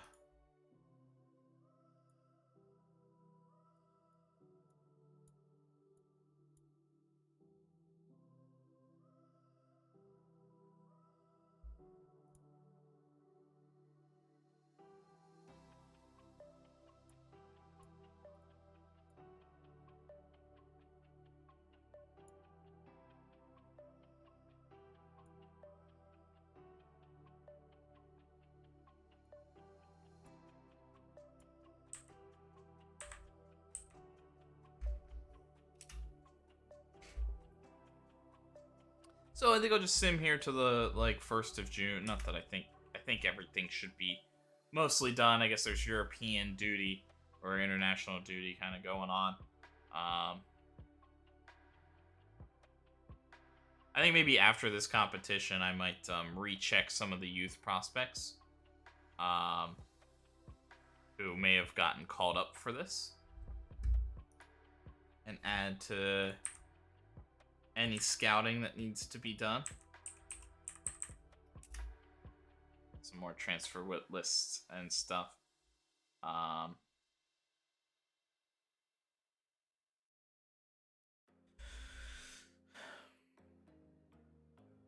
We'll wrap up here. Unfortunately, I don't really have time to necessarily go through my thoughts on the team and where I think we could just improve in the future, where I might be looking to go, if I had another year. But I am excited to get into okay, I might leave it here with the staff contracts as we start to look at that, because I do have more room for staff, so I probably should jump on some things a little bit earlier here there if I do want to continue this at a later date, even if it's just for me. But I had a very nice stream. We had a lot of success in these final 2 years. It took us 10 years to build the thing. The next stream that is Football Manager oriented will be on Saturday. So I'm hoping to get all of these maybe looked at and up and like scheduled on YouTube to kind of end this thing at some point. But then I am going to look at starting Football Manager 23 this Saturday. But I do have to also prep that with a lot of work. So it may get delayed like a week or at least a stream. But the plan, I think... and so Thursday I will still be streaming, but I don't quite know what it is yet. It could be a jump back into BioShock. It could be something a little more casual. It could be a brand new playthrough type thing. I think I'm interested in Triangle Strategy, but I don't know if I want to like. I assume there is a lot of dialogue and reading, and I don't know if I want to sit here and like read out all of that for everybody all the time. So as much as I'm interested in the game, I don't know if it would be that fun for me to stream. And I'm not like inexperienced with those types of games, but it is a little bit different than what I typically play, and so there might be a little quirk and stuff. Like I played Octopath Traveler, but I don't think that I was necessarily like good at Octopath. I like beat it, but didn't like do the final real boss, you know, because it was like, oh, you have to use this character, this character, this character, this character, and then you have to get like this skill, this skill, this skill, and like this combination of everything. And I was like, I have to grind for another like 20 hours to like level everybody up appropriately or whatever. And I was like, just let me leave. So I don't know if that falls into a similar category, but if it does, it's like can I get through the game? Probably. Can I get through the game relatively simply? Probably. But maybe a little concern to it. So we'll see. I have to think about what Thursday is, and I do think what I'm going to try to do is 2 streams of Football Manager going forward a week. There might be weeks where it's like I'm really feeling it. Let's get another stream in. So Thursday to me kind of becomes a more free day.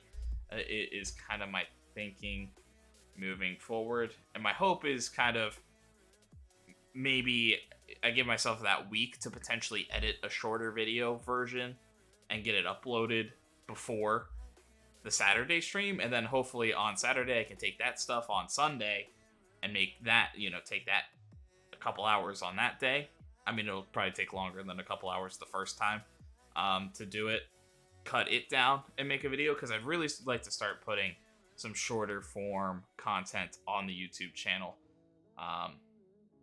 Maybe attract more people, because I feel like people are looking at, like, if that's even hitting the algorithm at all, my videos are hitting the algorithm at all, it's I think people are seeing it and going like 4 hours and it starts at year 9, like what? Like I don't care about that. So I'd like people to potentially be able to find me later and be able to catch up a little bit quicker and get into the proper orientation. That's kind of why I've talked about potentially if I record a Brescia thing, it might be a nice way to try something new for editing. But I think it's done, and I do want to take a break from this, but I am kind of interested in maybe doing this off season in my free time at some point, setting it up for the future, just in case I want to ever do anything with it, or if it's just a personal save. So it may or may not be the last you see of Brescia on the channel, but it probably is the last time we'll stream it, unless somebody's really interested in what I'm doing as like a GM mode or something. That's kind of what I'm leaning towards in the future, of just like quick sim, and it's really about like acquiring more talent and like building the legacy even further, especially for some of the key players. It'd be nice to see Satriano's end of his career. Pekovic, I think, would be kind of the other big one because he's just been around for so long. But then you start getting into it of like, well, then Maximiliano Cabrera was a guy that we found at 17, so like we would get to pretty much see his entire career arc. At Brescia potentially, or does he move on to somewhere else? Do we go a different direction? Like, so there's a lot going on for that. So thanks everybody who has been on this journey. I think it's, we met all of our goals and more, I think. I think it was really fun to challenge AC Milan there, and hoping to build that thing next time, and hoping that we'll have a more complete record. And I couldn't resist, so I won't reveal it quite yet, but I don't think I could resist a full rebuild, as much as I've been trying to avoid it.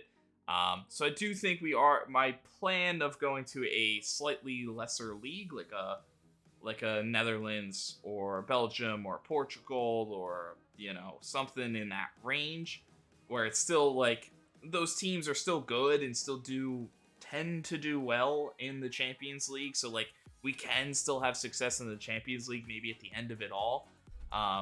So I am excited to get into one of those leagues and maybe a different challenge, being a little bit lower. But I couldn't resist. So I'm not taking a team in the top league and just trying to make them a Champions League dominant team. Not that I feel like we're going through the motions necessarily here with Brescia, but kind of in a way we probably could play half the games and the other half we could not necessarily worry about. Right? There were games that were never in a doubt from like minute 1 to the end. And so I think it'll be fun to maybe generate that passion, that difficulty again. We need to. So I don't want to necessarily be a decently strong team off the bat. So it will be fully revealed at the stream. Actually, everything will be set up ahead of time. It won't be like, this is the team I'm selecting. This is the data. We'll build a database, and then we'll take an hour for it to actually load. I'm going to try to pick the team, get it in, get set up, and then hopefully I won't go too far into it. So we'll still maybe be looking at signing coaches and stuff like this. So we'll go kind of from this off season into a completely different type of off season. And I hope you come for it. Thanks everybody who came on this journey with Brescia. It's crazy to finish the year like that, or the whole series the way that we ended. And it is a little tough to move on, because I think it means a lot. It meant a lot as a channel to kind of do this. I was been playing this for like a whole season now, a whole year in real time, which is kind of absolutely insane. So, but excited to start a new challenge. Hope you'll come along for that ride. Appreciate everybody who has ever watched, and anybody who's watching now, I hope you have a wonderful rest of your day. Peace.